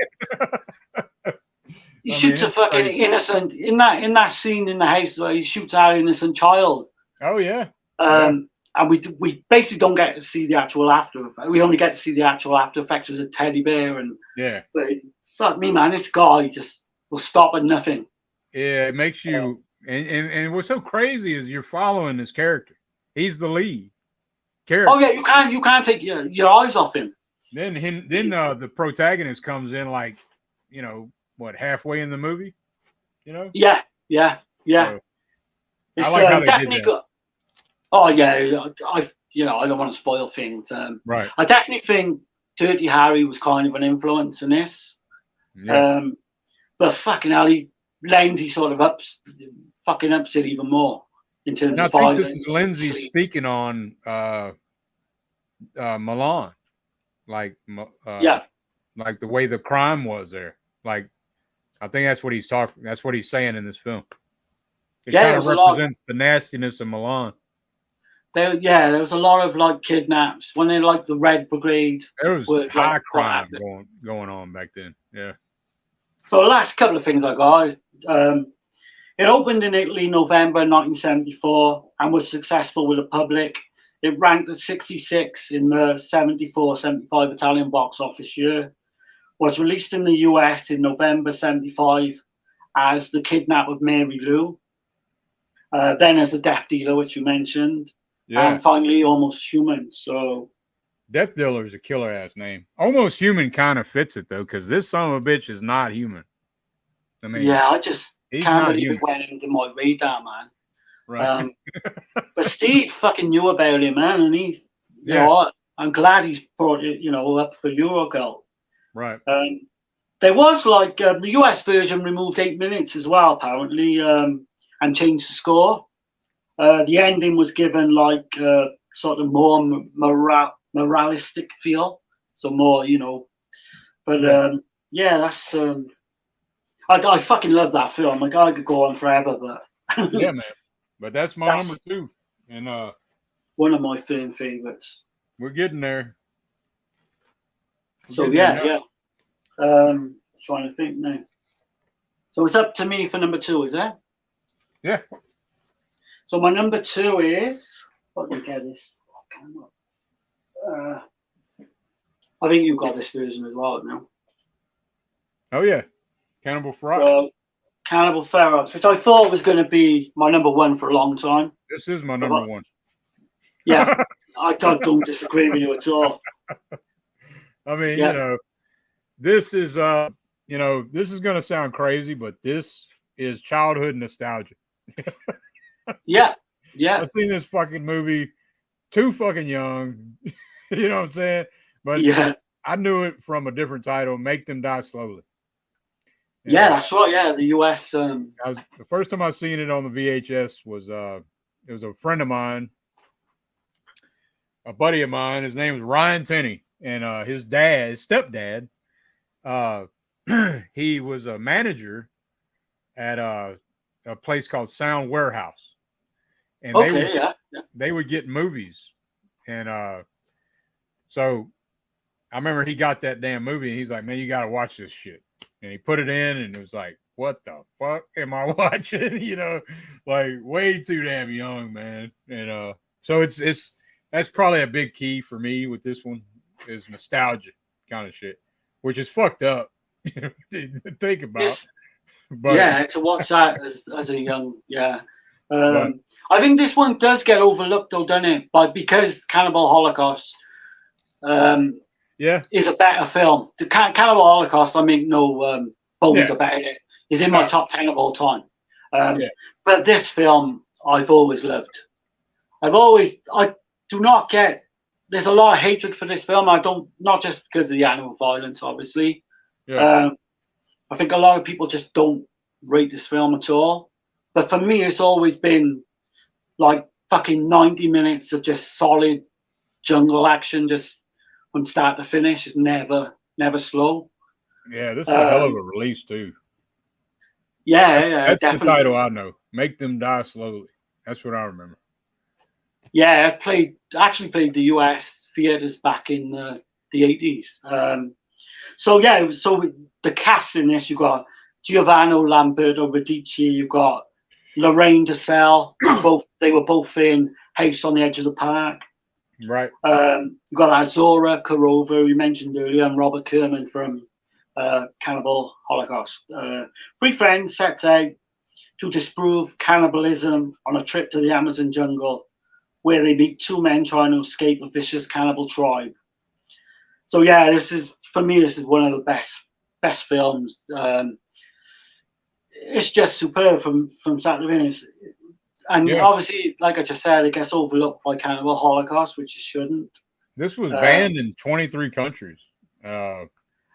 I think it said over here on a poster it was like banned in 31 countries, but I read it was kind of an exaggeration, so you're probably right. It's probably more like 20, 21.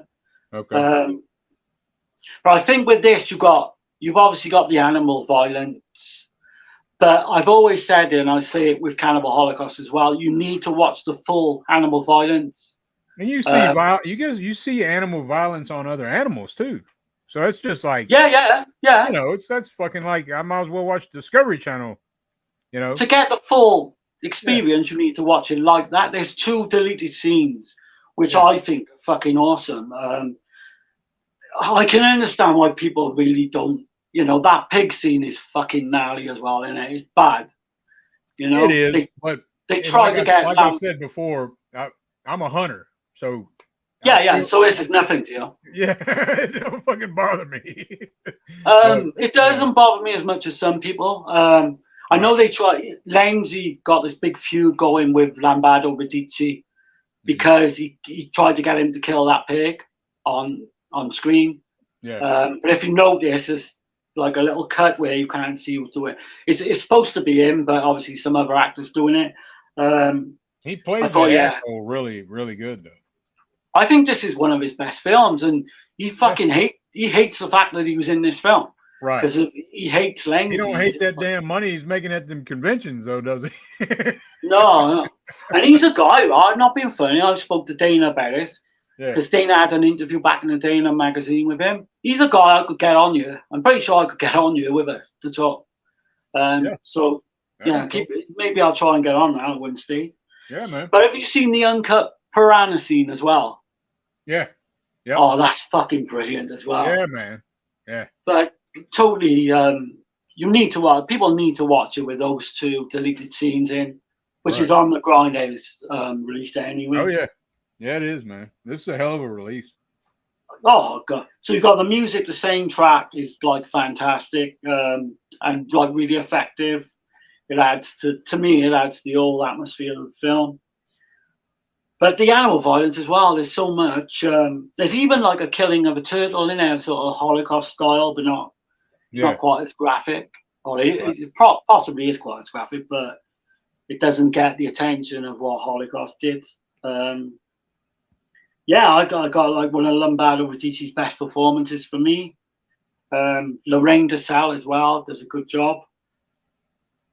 You got the castration scene as well, which is fucking hard to watch at times. Yeah, you know, every cannibal film. I'll never forget that shit as a little kid watching that shit, and I was like, and then later on he gets away and shit, and I was thinking in my little child mind, I was like, he's running around with no dick. Yeah. I don't know. And then his actual final demise as well. Fuck me, you've got to watch that just to watch it, man. I really like the ending as well. I'm not going to spoil things. Right. But the ending is quite profound. Like again, like Cannibal Holocaust. There's Right. I kind of like that, the way they went with that. I'll read what I wrote. My synopsis. Yeah, go ahead, man. Go ahead. Okay. So Gloria Davis, her brother Rudy, and Pat Johnson travel. Pat Johnson's a friend. They travel to the Amazon to find a village called Manioka, and are warned it's difficult to get there and it's filled with snakes. Gloria is going to disprove cannibalism for her dissertation, for her college thesis. Man eat man being a myth, being proven wrong would solidify her PhD, but quickly learns how wrong she is the hard way and what this little adventure will ultimately cost more than money could cover. That's all I wrote. Yeah, man. That's you're right on point there. There's certain like I wanted to approach it a little different, so Yeah, man. Lenzi actually said about Medici, I was just mentioning, on the set, our relationship was excellent. However, problems came later. He's a loser who owes his success to 2 films, this and City of the Living Dead. Which, fuck me, man, he doesn't hold back, does he? I don't agree with that shit at all. But Radici actually said, as a comeback to that, he said Lenzi was an egomaniac, prone to screaming abuse at people. He despises Lenzi for the animal cruelty, which he told actually was going to be fake at one point. Did you hear what Lenzi said though? No, go on. Lenzi said that about that. He said that's not true at all. He said we always got along. He said he said he didn't start this shit till afterward. Right, yeah. So they were fine apparently on set, weren't they? And then that's what Lenzi says. But Radici, is that his name? Yeah. He I think he says that's not true at all. So I don't know who the hell I think Radici was actually okay with Lenzi on set and all that, but obviously he's come away and he's thinking shit. He's going to get some shit for this film because of the animal violence. Because Robert Kerman as well, he was the same with Cannibal Holocaust and Eaten Alive. He's in he's in this as well, isn't he? Is he in this? Yeah, he's in this as well. But he actually, there's a commentary track for, I'm not sure if it's for this film or Cannibal Holocaust maybe, where he absolutely shits upon fucking Diodato and Lenzi. He fucking, they're happy enough to take the track, but no, I think they realised that they'd done something risque that maybe could have affected their careers. Yeah, but it was a different time. Oh yeah, when you make something like this though, and you're never gonna know that this is gonna be what it is. Like Lenzi said, he hated this film too. At one point, but he learned to love it over time. I think, the only sort of thing with this film is that obviously Cannibal Holocaust is better, but this is as good as like you're ever going to get to something compared to that. Yeah. Now I will say, Man from Deep River Man is. Yeah, I need to see. Yeah. It's different though. It's not in the same vein as these 2 films, but it being the first cannibal film. I know we talked about that, but I'm just saying it's just a different experience altogether, man. So this came out theatrically on the 21st of April, 1981. Didn't make an impact at all. But that wasn't the case, obviously in America, like you said. It came out and it did quite good business in the grindhouses and all that. Under the title, as you said. Made the Nasties too. Yeah, it did, yeah. As probably some of the other films maybe did either. I'm not sure. We'll have to... I think Nightmare City, right? Yeah. So Lenzi was basically the last little thing I got was Lenzi was pissed off with the change of the title, Make Them Die Slowly. basically because the fucker didn't get 8% royalty check because they changed the title. They done him out of 8% of the royalties, which is funny. Not funny for him, obviously, but right. Yeah. So there's Cannibal Ferox. Yeah, man. Totally. If anyone's watching this, need to check that out. But yeah. be prepared. And hopefully somebody's watching on a rewatch and everything. Well, we got a couple people watching. But this is our first one, so it'll catch on. I feel like hopefully we'll try and put it out there on Facebook and stuff. But like I said, I'm happy. You're going to get more views anyway, I think. Yeah, man. I'm not. This is just this is for fun, man. This is great. This is the type of thing I probably do with you anyway. Not even on camera. We just bullshit. Yeah, man. Digging through this shit, finding some great fucking movies that I never heard of. Yeah, it's all about learning, man. I'm going along for the ride. But that was my number one, man. Cannibal Ferox. Make Them Die Slowly. Yeah, I got no objection to that at all because it almost made my number one. I think my number one actually is gonna actually be a bit of a surprise. I didn't think that was gonna be my number one.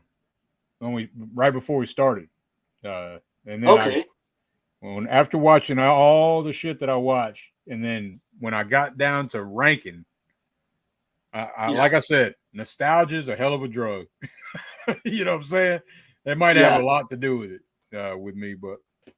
Well, that was my number one for best part of 2 weeks until I did the rewatch of this film I'm going to mention in a minute. Okay. Which, this will surprise you, man. So we're up to my number one, yeah? Yep.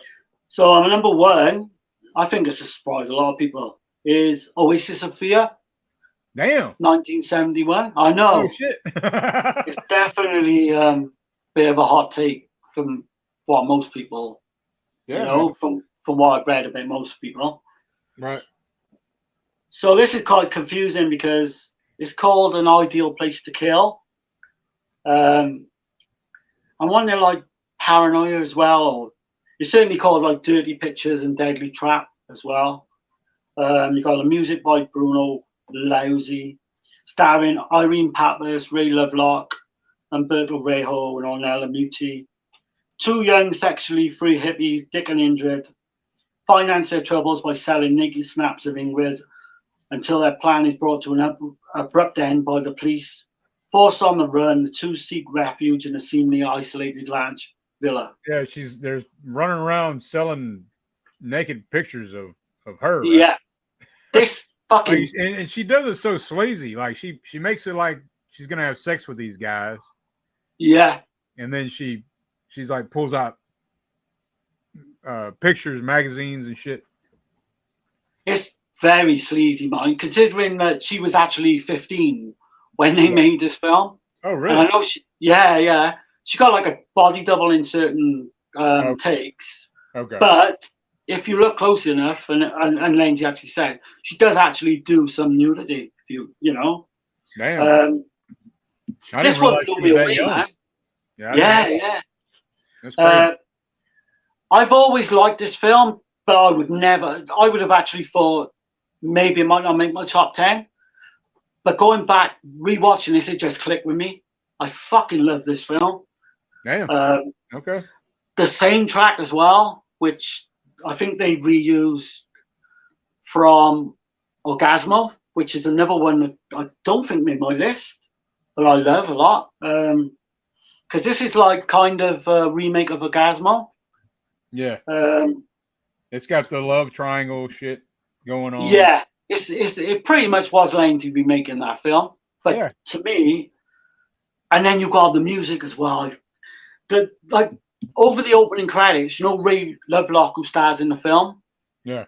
The main character, he actually sings. And then you got like a variation of the song sung by different people throughout the film, which I thought was interesting. He's in Almost Human, right? He is, yeah. Play Motel, he's in quite a few actually. So yeah, so where'd you start? Yeah, I love that. God, that pop song. You know, I could play that on a loop. It totally captures like the late '60s, early '70s to a T. Um, Right. so I think obviously number one, I think this is one of his best films for me. Great performances by Ray Lovelock. I think Irene Pappas is fantastic. Um, she's so underrated as an actress. I think she did a film for Fulci as well, and she didn't she wasn't she in Don't Torture Duckling, I think. But I'm not sure. yeah, You talking about the wife, the woman? yeah, the Yeah. older woman. Mm-hmm. Um, yeah, I think she's brilliant. Ray Lovelock, obviously, and Ornella Muti, I think her name was, do a good job. But for me, Pappas was the better, you know, kind of why the film I think works for me so much. Mm-hmm. Um, I've got the plot is really well written and executed, and I think it's one of the most underrated Jolly of his time frame. Yeah, man. Uh, I think the so. ending This is is my the first ending with watch. a Yeah. was it the first time watch? This is my first watch on this one. Yeah. And I'd So never even maybe heard of this. So right. So maybe this might get a little bit higher for you in time, then hopefully. yeah, films tend to do Um, that. It's funny how it works. the ending, without spoiling it, is very Bava-like. You know, I think definitely riffing on Mario Bava. Um, but yeah, I got a few things I can go through. Lenzi wanted to do a road movie. Originally, the young couple were going to be drug dealers, but with it being filmed in Copenhagen, where porn was legal, so they decided to go that aspect. Mm. They were going to cast Carol Baker as Barbara, but Irene Pappas accepted as long as she didn't have to do any nudity. And I'm glad. I don't think that character would have worked as well with Carol Baker, who's more glamorous kind of thing. Yeah, no. Um, but Ray Lovelock actually declined a role in Orgasmo. Um, this is obviously, I just said, a kind of retelling of that remake of that film, I think. Yeah, it's a Uh, lot. It's a lot like it for sure. yeah, big time. The working title was called Stress. That later changed to Blue Stress. Uh, Sophia Loren was the wife of the producer. She actually suggested Bruno Lorzi for the same track. I've got a couple more things. Lenzi was very unhappy with the end result. He was dissatisfied with all three actors. I don't get that. I don't know. I just don't get that at all. yeah. Um, I think Irene Pat was near enough perfect in that role. I think Lovelock does a good job, you know, for the kind of swinging hippie type. Yeah. And Muti being only 15, I thought she'd done a good job. But yeah, he's thrown another curveball. Film released 18th of August 1971 and promptly sank without a trace. Um, International One Film Corporation put it out in the US in 1974 as Dirty Pictures, which we said. The Italian release was cut, the blowjob scene was removed, and some other scenes trimmed. And they did shoot some very graphic inserts, which never got round to being included in the film. So yeah, that's my stuff for Oasis of Fear. yeah, man. I can't believe we've been going 3.5 hours, man. Yeah, we've been going 3.5 solid. And It's gone quick. yeah. Yeah, man. We still got a couple people. Well, You think we lost one. any of the guys? Yeah, I don't know. Man. Any of Yeah. the guys you do the streams with, they'll probably watch later, won't they? Or hopefully. I think Alan's doing a stream right now. They're doing a top 5 comedy stream or something. Oh right, yeah. Dana's got one going as well, so maybe a few people. Yeah, I'm But not. yeah, I'm not worried. Like I said to her, I'm not worried about being popular or anything. Just Yeah, this is no, going to no, be no. No, I was just just looking at there was somebody popped back in. Okay. But yeah, I was gonna kind of run over this right quick. It's about Lenzi. yeah, carry on. Uh, so Lenzi never had a budget, really. I mean, compared to other directors like Argento or, you know, um, he was a cinematic chameleon, is what I call him. Because I've watched I've watched different, not a ton of films from each genre, but I've watched several films, from each genre, if that makes any sense.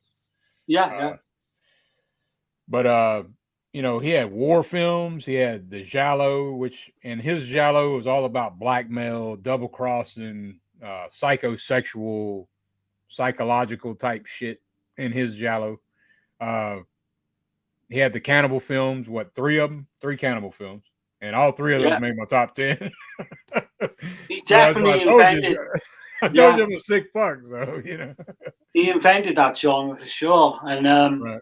like you say as well, with Giallo, he's kind of one of the first to do, the Yeah, late '60s anyway. right after I know John. Bava. I know Yeah, Bava did it before, but Bava's right. Giallo's not quite the same. Yeah.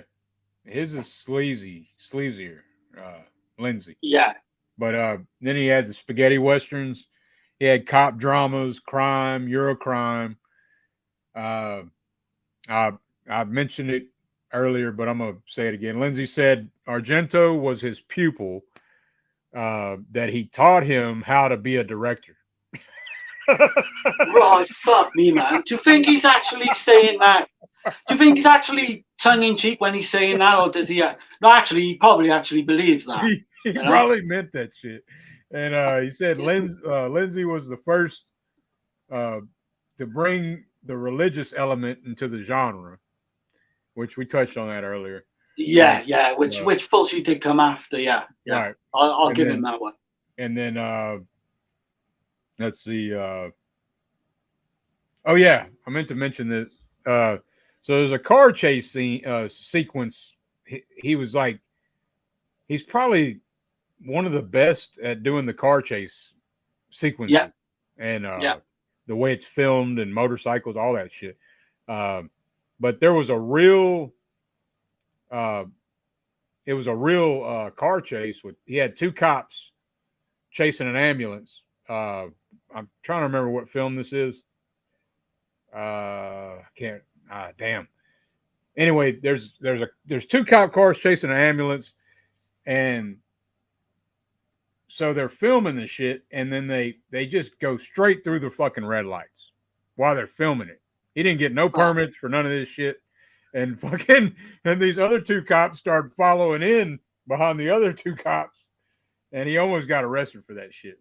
And I mean, that's the type of shit that this guy would do. Like he just He's didn't give. well known for Yeah, stealing shots, basically. right. But can you imagine? Yeah, I read again that he made a few of his scenes in these crime films were actually he had no permits, and the actual real people on the Yeah, street thought there was real fucking muggings going on and right. Yeah, kidnaps and all that he shit. just didn't give a Crazy. shit. He's one No, of a he did kind, not. man. But so, and we said that earlier. Man from Deep River's first cannibal film. People nowadays want more special effects. This is from Lindsay himself. He says people nowadays want more special effects instead of a scary story. As far as when he Yeah, did horror and shit. Um, he's often referred as a horror director, but moved around many genres, like Martino. Uh, right. Yeah, uh, he has key giallo films for the genre. Uh, yeah, I mentioned he went to a prestigious school earlier. Like, let's see. So his giallo films from '69 to '75, and that's something else. Like, so he'd get into a genre, and he would do like 4 or 5 films, and then he would go to another genre. That's the way yeah, he did. That's what Lindsay did. So like in '60 to '65, he was doing action type films, and then from '65 to '80 to '68, he was doing war films and spy films. He was like doing like these knockoff fucking James Bond movies and shit, yeah. you know. But yeah, man, I think I've covered. I think I covered most of everything.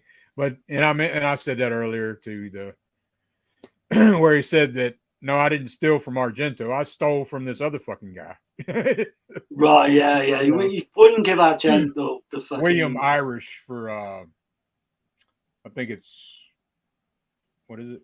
Seven Bloodstained Orchids was considered a clone of Argento's movies, but Lenzi said it's not. He stole it from a classic noir written by William Irish. So. A classic noir happens to be exactly like fucking Dario Argento's earlier films, basically. But like, he died a few years ago, and the world's a worse off fucking place for it because he's a character.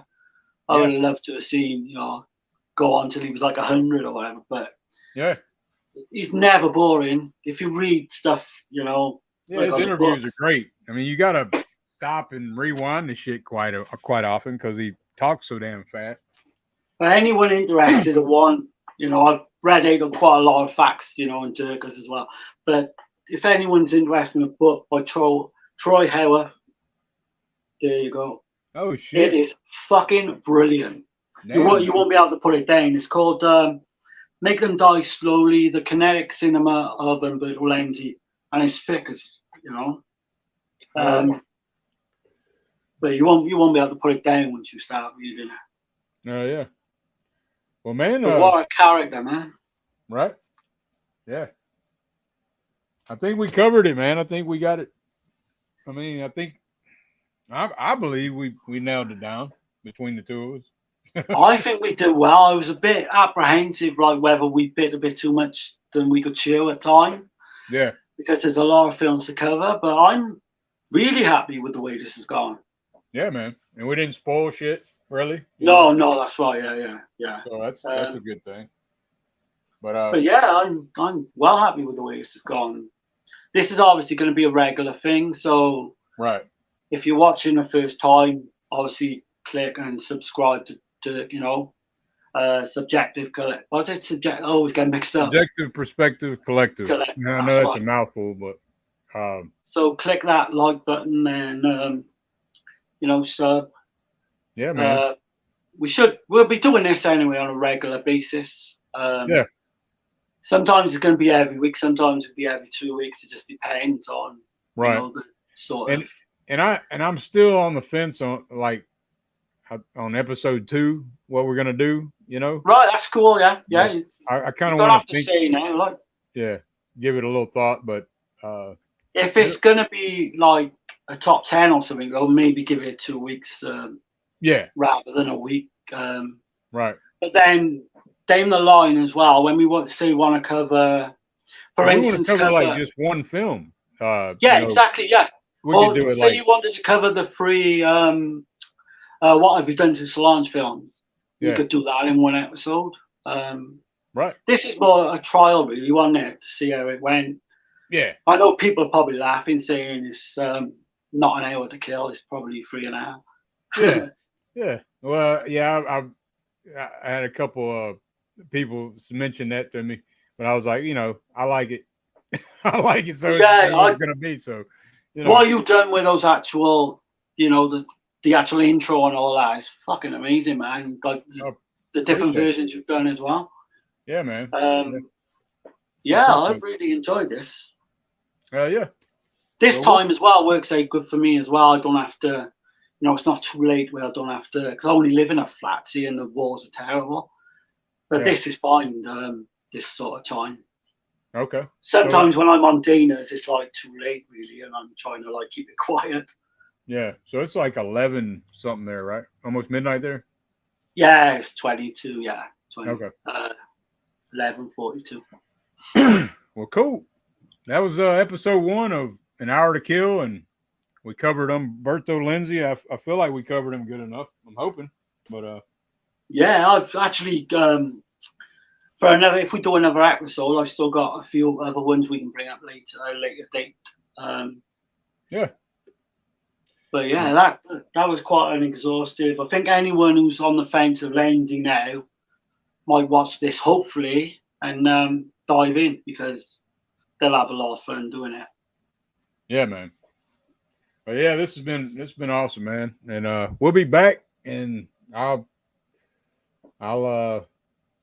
I'll make a thumbnail and Yeah, just keep we'll me figure out posted. what the next mountain's gonna be that we're gonna climb. Yeah, we'll try and promote it as well a little bit better. Right. Hopefully, I'm hoping people like it. I think Tex said he liked it earlier, didn't he? So yeah. Well, we'll see y'all later, and y'all have a good one. And I'm gonna hit the intro and or the do outro. you want me to stay on in here so we talk after? Okay. Yeah. Do I press leave then, or do I just stay as it is? No, you're good. All right. Okay. All right, we're going, y'all. Y'all have a good one. Yeah, have a good one, guys. See you later.